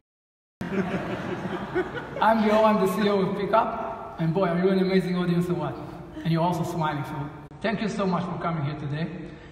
We are an Israeli team building the future of customer interaction. Basically what we do in daily life. So let's talk a bit about customer interaction. Organizations today are adopting an omni-channel strategy in which everything is branded, optimized, and personalized across all customer interaction channels. One of the channels that many overlook is the phone. Let me tell you a secret. This channel is huge. It's actually so huge that the amount of sales going through phone calls in the US alone is $1 trillion. Just for proportion, it's twice the size of all e-commerce. But the phone channel is broken.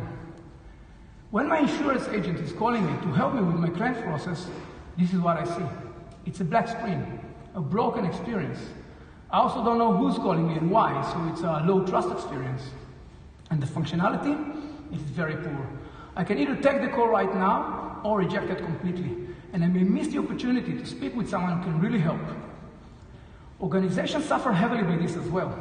With only 25% of recipients picking up, ridiculous amount of time with call centers is just wasted. They are struggling with low efficiency, lost sales, poor service, and frustrated customers. I also see that you are a bit worried. So how we solve this problem? What can we do? We can use the common go-to solution, bots, right? No. Let me explain. When you look at this chart, bots are here. They are very efficient, but pretty low in quality, especially in complex, emotional, and high-value situations, like claims, loans, healthcare, and more. So organizations are using a much advanced technology with superior emotional and cognitive abilities. You know, people. But those are less efficient. So what if we could build a product that is way better? What if we could build something that is highly efficient and at the same time of the highest quality standard? So this is exactly what we did. We built Pickup to be here.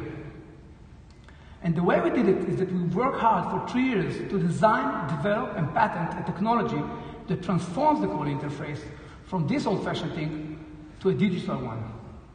We enable organizations to reconnect with their customers with contextual, branded, and personalized calls.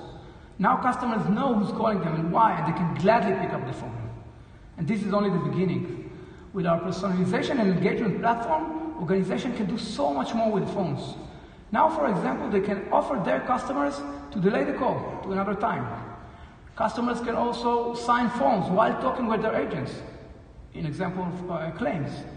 Customers can also authenticate and be 100% sure that they are talking with their real customer service agent. And they can also switch to other digital channels like chats and bots when it's relevant. We are also using A/B testing and machine learning to optimize and personalize the screen and message for each customer. So how we did this? How did all this magic happens? The thing is, we did all this without asking the end user to install anything new on his phone. We took our real-time communication technology and compressed it into a component that our clients, organizations, can with only one line of code embed in their already existing and already installed apps. And we also have a solution for organizations that doesn't have an app. Our business model is also very simple. We use a site license or a pay-per-call model. So I don't know about you, but we were very excited to build this product. But building this product was only the beginning. The most exciting part about Pickup began when we started approaching clients. In only 8 months in Israel, we've been able to achieve 22 leading organizations starting validating our product. And I'm talking about the largest banks, insurers, telcos, healthcare, travel, and more. 4 of them are already in advanced negotiations, and the first contract is already signed. Seeing so much traction in so many sectors was almost too good to be true. And being a small team, we decided to focus on financial organizations and head to Europe. We aimed at London, being the capital of finance, and since coming here, with the help of the super amazing and hyper awesome team of Startupbootcamp, thank you so much, guys. Yeah, they deserve it. We were able to achieve even more exciting traction. In only 15 weeks, we are already in advanced talks with 11 insurers, banks, and more. 5 of them already started technical validations.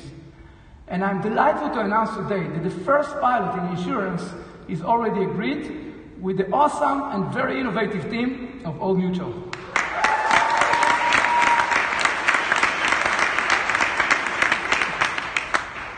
Thank you also, Old Mutual, you're awesome. And while I cannot share with you all the organizations in our pipeline, I can share with you some. So this is very exciting, and I can also say that IBM is talking with us about a potential collaboration of our technology with their products.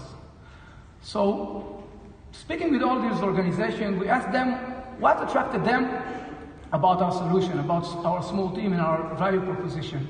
And what we heard time and again is that after trying a lot of digital solutions, they believe that digital alone is not enough. They believe that by empowering their people and the personal with the digital, Pickup can help them deliver the best customer experience and achieve the best results. This is our team. I don't know what. This is our team. My team, you don't see it, but I'm very proud to be. We are very connected. We are very connected and very passionate. And we are also very responsive. I can assure you that if you give us a call, we'll sure pick up.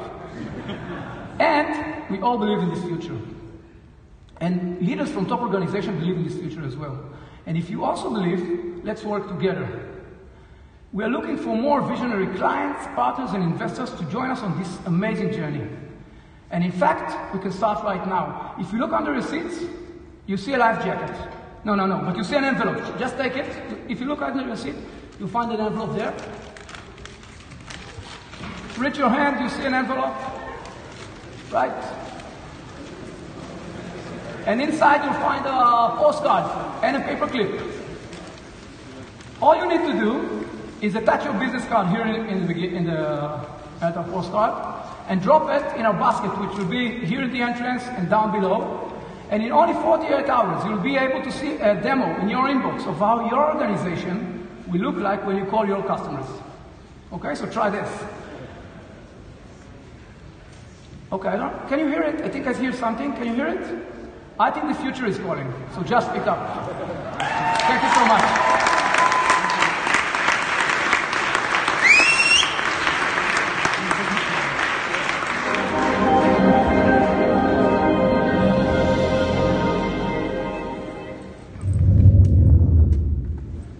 Videxi actually is a great innovation. They've established a process of collecting car data, the way you drive, the mechanics of the car, external, internal, and all that intelligence of data can be utilized for different partners.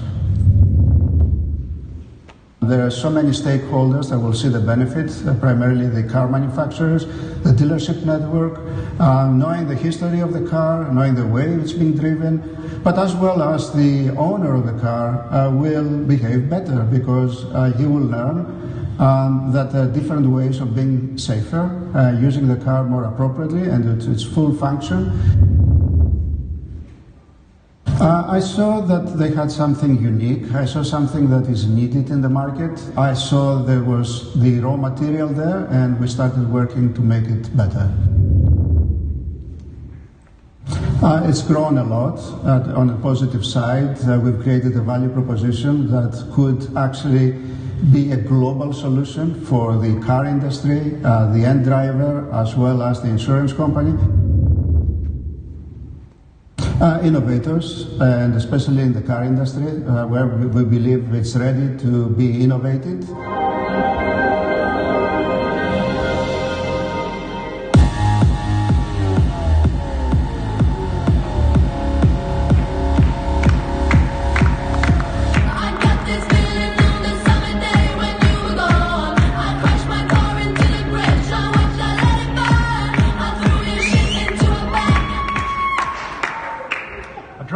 To the bridge and let it burn. So the subject of today is car insurance. The connected car era has definitely arrived. Already by 2020, 260 million connected cars will be on the roads globally. And 2/3 of new cars sold globally will be connected cars. Those provides connected vehicle data. Due to the insights provided by data from connected cars, it's expected that 20 billion USD could be trimmed from annual motor insurance premiums. But here's the problem.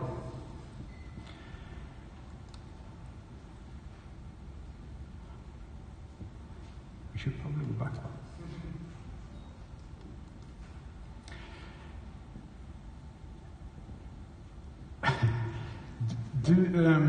Here's the problem.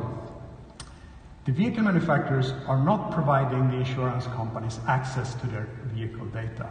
And without this data, the insurance companies will struggle to provide connected vehicle data and provide profitable vehicle insurance moving forward. I'm Peter Hagelin, the CEO of Videxi, and I'm here to explain how we can help insurance companies get access to vehicle data and defend their share of the market. I will also introduce a unique and data-supported way of finding new customers and keeping them loyal. It would be great for insurance companies if they could get access to vehicle data to improve risk assessment, avoid fraud, and improve the claims process. But if they also could use the same data to select and win their target customers among the mass of drivers that are not yet their customers, this would be nirvana for insurance companies, a complete game changer.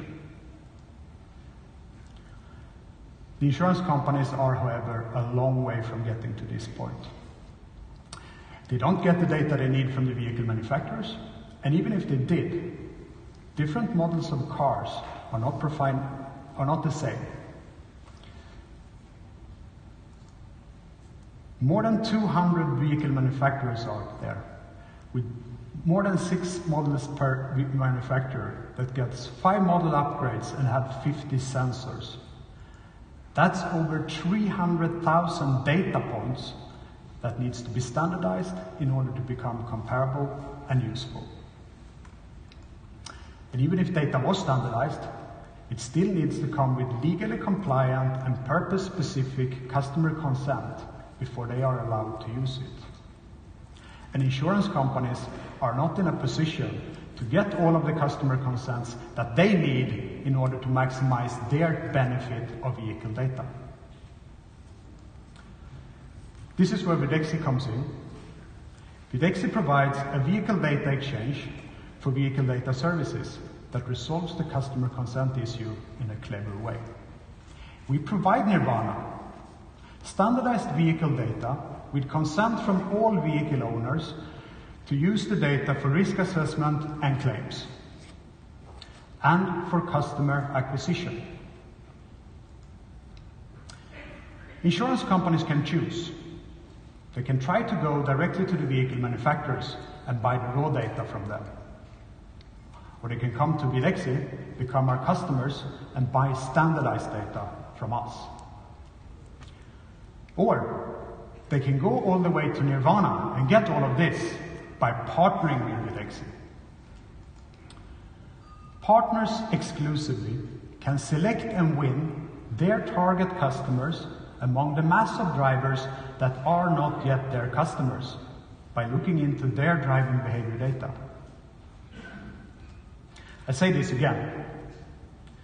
Videxi's partnering insurance companies can select and win their target customers among the mass of drivers that are not yet their customers by looking into their driving behavior data. Yes. And once they have won their target customers, our service makes sure that they stay loyal to the insurance company. This is a massive business advantage. Why? Why is it that the vehicle manufacturers aren't providing their vehicle data to the insurance companies?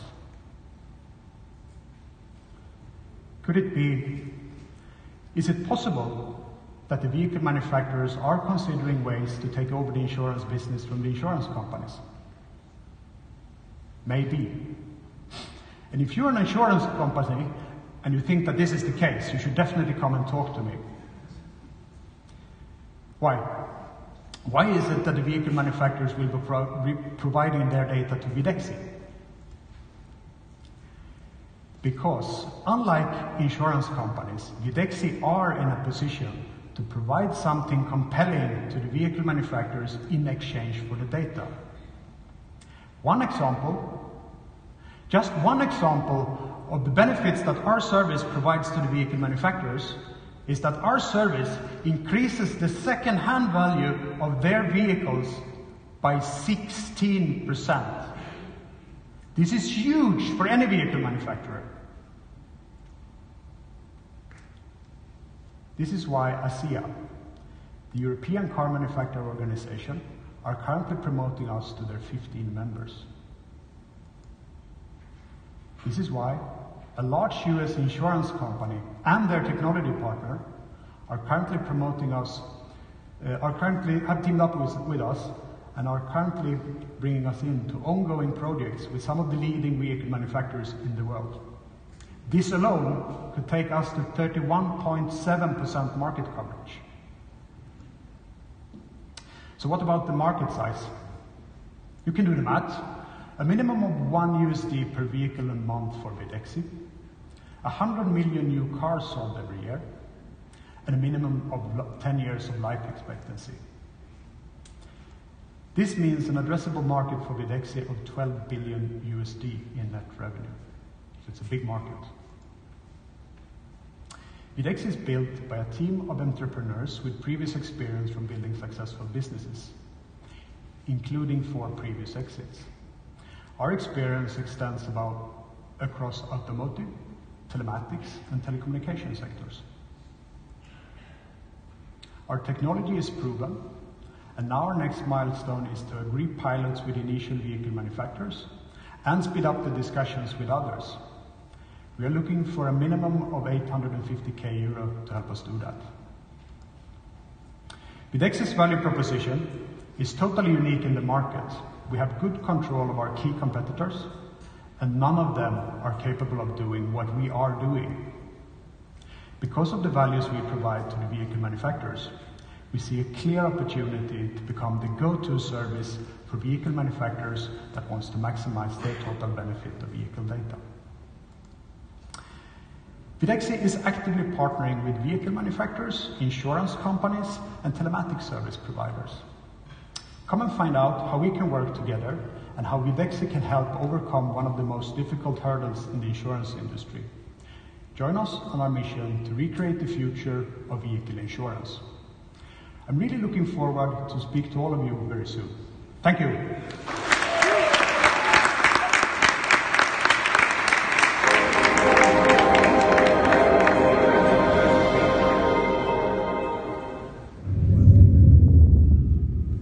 Deemlease technology allows an individual to publish reviews about themselves on any other sites they want to use. So for instance, if I had reviews on Airbnb or eBay or Uber, I could take those reviews and publish them on other sites that I want to transact in.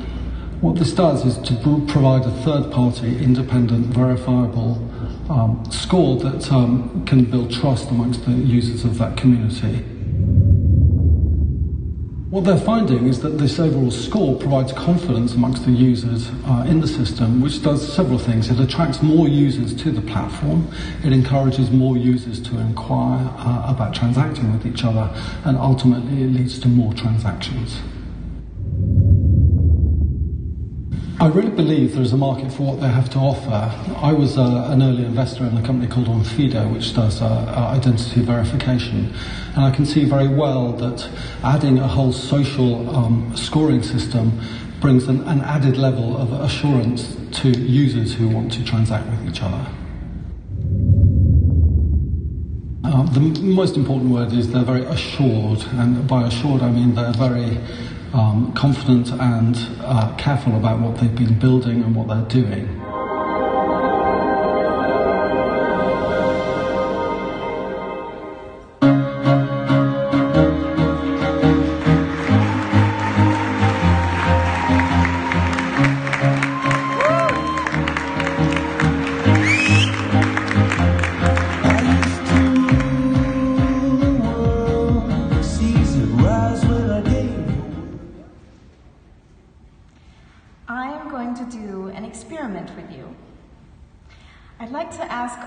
To take out your phone and unlock it.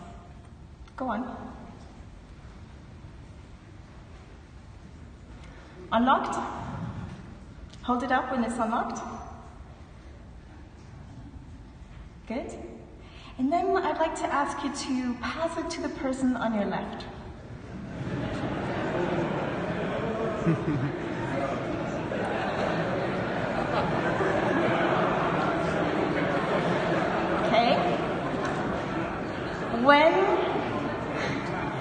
When you have a new phone in your hand, I want you to go to Photos. Okay, no, don't do that, don't do that. Okay, you can take back your phone.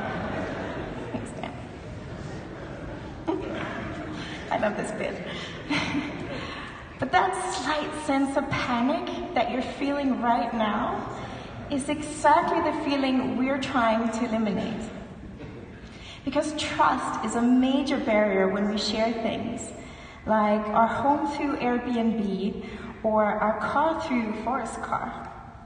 And in fact, 69% of people agree with you and say that they worry about taking part in this sharing economy because they don't trust strangers.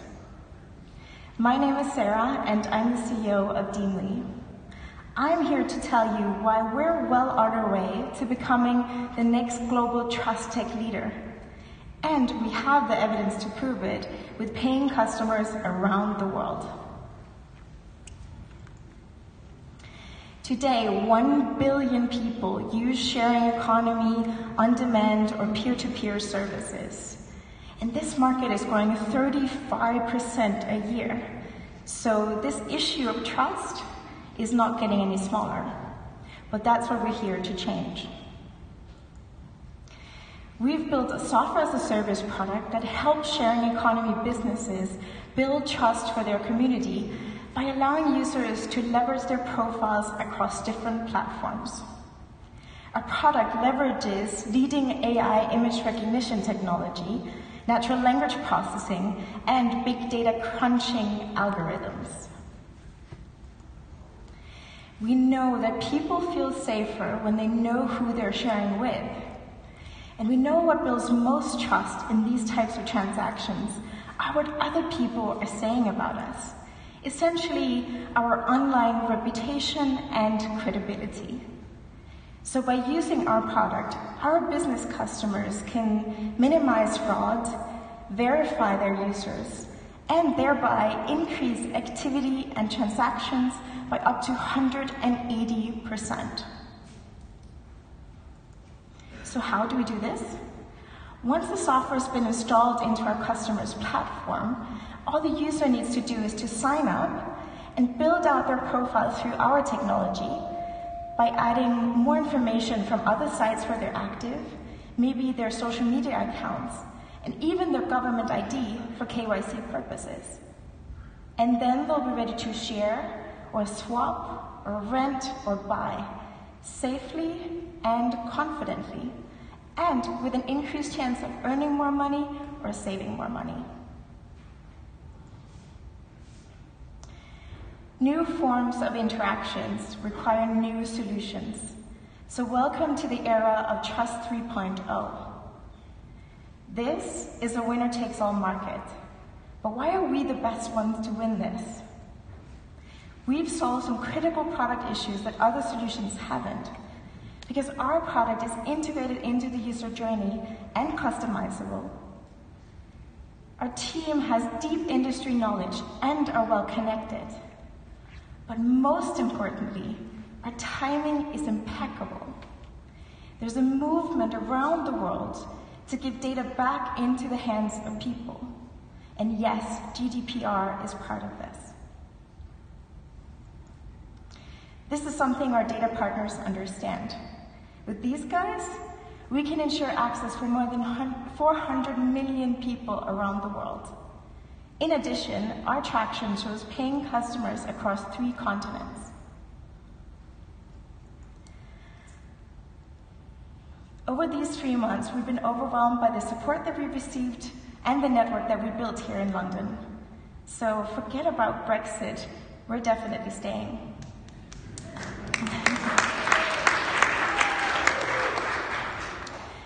Throughout the Startup Bootcamp program, we reached some major milestones, but we also increased some of our key KPIs, such as a 29% increase in our user base. We've closed 2 major partnerships with other InsurTech startups that are focused on the sharing economy, and we've increased our data reach by 33%. So to continue this growth and win the market, today we're announcing the opening of our seed round, which will help expand our team and extend our product offering. We know that insurers are very much in the business of building trust, just like us. So today we're extending an invitation for you insurers to work with us as partners to to ensure more trust in the sharing economy, but also to explore other applications of our proposition. In that sense, we're on a shared mission. So if you want to join that mission as a partner or an investor, remember that phone you have? Go to deemly.co right now, sign up to a special demo day mailing list, and we'll reach out to you already tomorrow. We are the next global leader of trust technology. Thank you.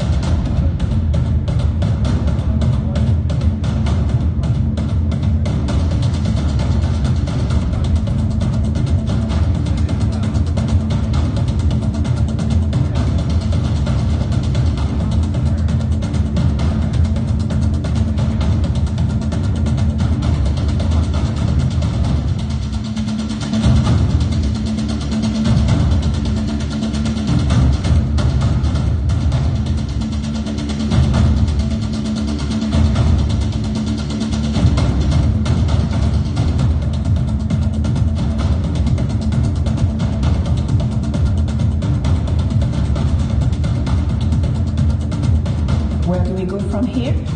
We take it to the next level. Join us.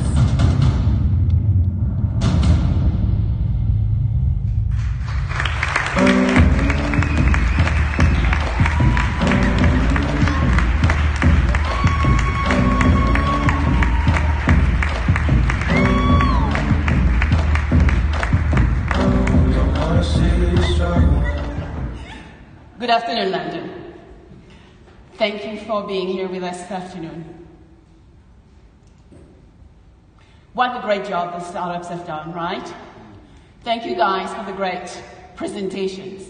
And for those of you who have been with us since selection days, I'm sure you have seen the journey they have gone on to and the changes they have made within their business. When we started Startupbootcamp InsurTech in 2015, I had a lot of voices and noises telling me, not sure what this InsurTech thing is about. But since then, we have gone on an amazing journey. When you look at InsurTech, 2013, there was not that much, but look at the curve now. There is a lot of investment being made in the industry or the sector. 11 billion has been invested in InsurTech startups so far. Small number compared to our fintech cousin, but this represents only 30% of the total number of startups which are out there in InsurTech. So a lot of new solutions, I'm sure, going to come to market in the next few years. So as I said, when I started in InsurTech in 2015, some corporates told me, not sure what this is really. How could we dare involve startups in our secured and protected environment? What do they have that we do not have yet?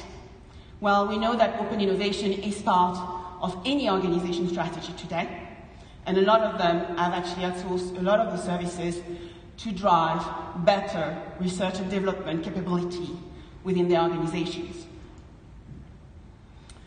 I'm a very lucky gal. I've been working for the past 3 years with a lot of amazing businesses. Startups, investors, insurers. We didn't have much space to put more logos, but there's a lot of them missing here. But thank you for your trust in us and allowing us to take you on our journey and helping you learn about innovation and work with startups. But today, when I look at all the different questions and statements that comes to me from the corporate side, insurers tell me, there are too many accelerators out there. How are you going to find the best startups for us to be? We want to differentiate. We want these answers before other people out there. On the startup side, get a lot of startups saying, we love you to bits, Sabine, but you know what, once we want to gain market share with you, your 3-month commitment's still a bit of a bummer. We know that in markets like London and New York, there's a little bit of an accelerator fatigue. And a lot of corporates tell us, we just want access to commercial pilots. We want to engage and work with amazing startups. We want you to give us the tools and techniques to do that. We know we need to do the incremental stuff, but we want to see more of the disruptive stuff. We want to move from process implementations or process improvement to really understanding the business models which are going to affect us tomorrow. After 3 years working with great organizations, it is clear and reasonable that actually they have different questions to answer and also different imperatives, strategic imperatives that they want to see fulfilled. So that's why we are actually launching the InsurTech Coda. It's a new engagement model which aims to tackle issues and big problems within corporate environment, mature corporate environments, to help them address fast evolving market needs. The program will focus on growth startups. They will be also focused on sectors and themes combined together. It's designed for mature markets because the companies in those markets are more able to take advantage of the learning they have actually acquired during the past year working with fintech or insurtech startups and actually work with new innovation models. There will be several cycles per year, so we are going to work through waves. It will involve startups and corporates being in the same room to solve problems together. And the outcome will be a focus on commercial outcomes, agreed commercial outcomes. We have to drive impact for the industry. So it's more than a matchmaking service. That means we are going to have KPIs. As I said, we are going to work on a agreed set of outcomes. And we will probably be less visible because our goal will be to drive competitive advantage for those partners working with us. It's not for everyone. However, organizations in the room who have experience with incubators and accelerators, who have built their own startups, who have built their own innovation labs or venture arm, and believe in the power of innovation, then you should be able to like this style of active participation and engagement model. So talk to me and join us on this new journey. So now it's time to say a few thanks. As I said, for the past 3 years we've worked with amazing companies. I want to thank the partners of the program who will not be able to do what we are doing today without those guys behind me. They are giving time, resources, efforts, coming to London to meet and work with startups on a weekly basis. Thank you for being part of that journey. So I want to thank our mentors. Over 200 mentors have worked with our startups since 2015. So thank you guys for actually doing the same.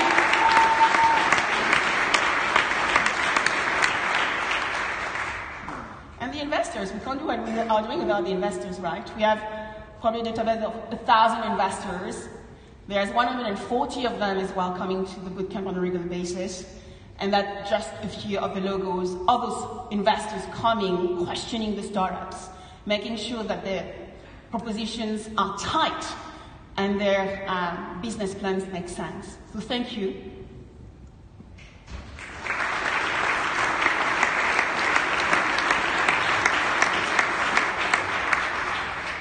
And we could not do what we do without a core team. I'm opening a program in Hartford, Connecticut. I have to travel twice. Two weeks per month. So I need a great team here. So thank you, CD, for the great work. Thank you for my core team.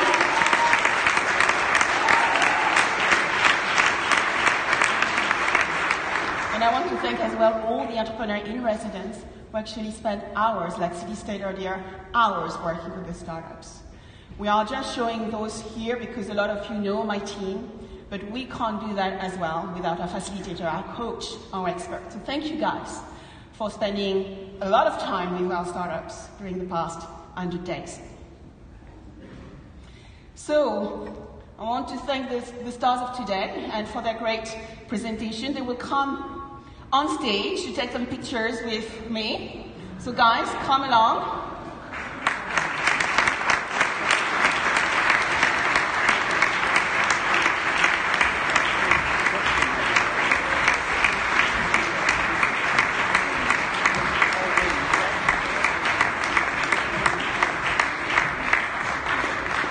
And some of you know I've been working on a massive project for the past years. For the past year, we wrote a book. A lot of the authors of this book are here. We have 70 writers for the book here in the room. The proper launch of the book is going to be on the 11th of June. There were just a few copies I was able to get from Wiley. Just a few I got from Wiley, sent here last week. But you can order those on Amazon, and please sign up for our proper launch, where authors are going to all sign the books on the 11th of June. So on this note, let's have a few pictures with the team.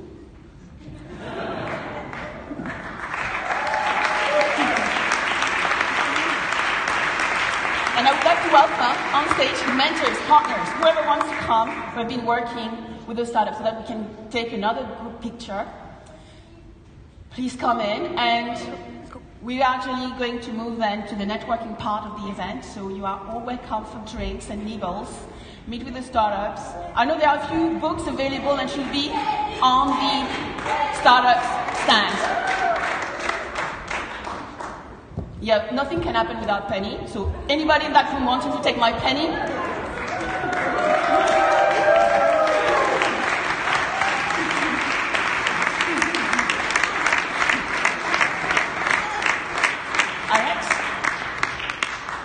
Thank you guys. Let's have some fun. Let's talk to the startup. Let's find out a little bit more about their proposition.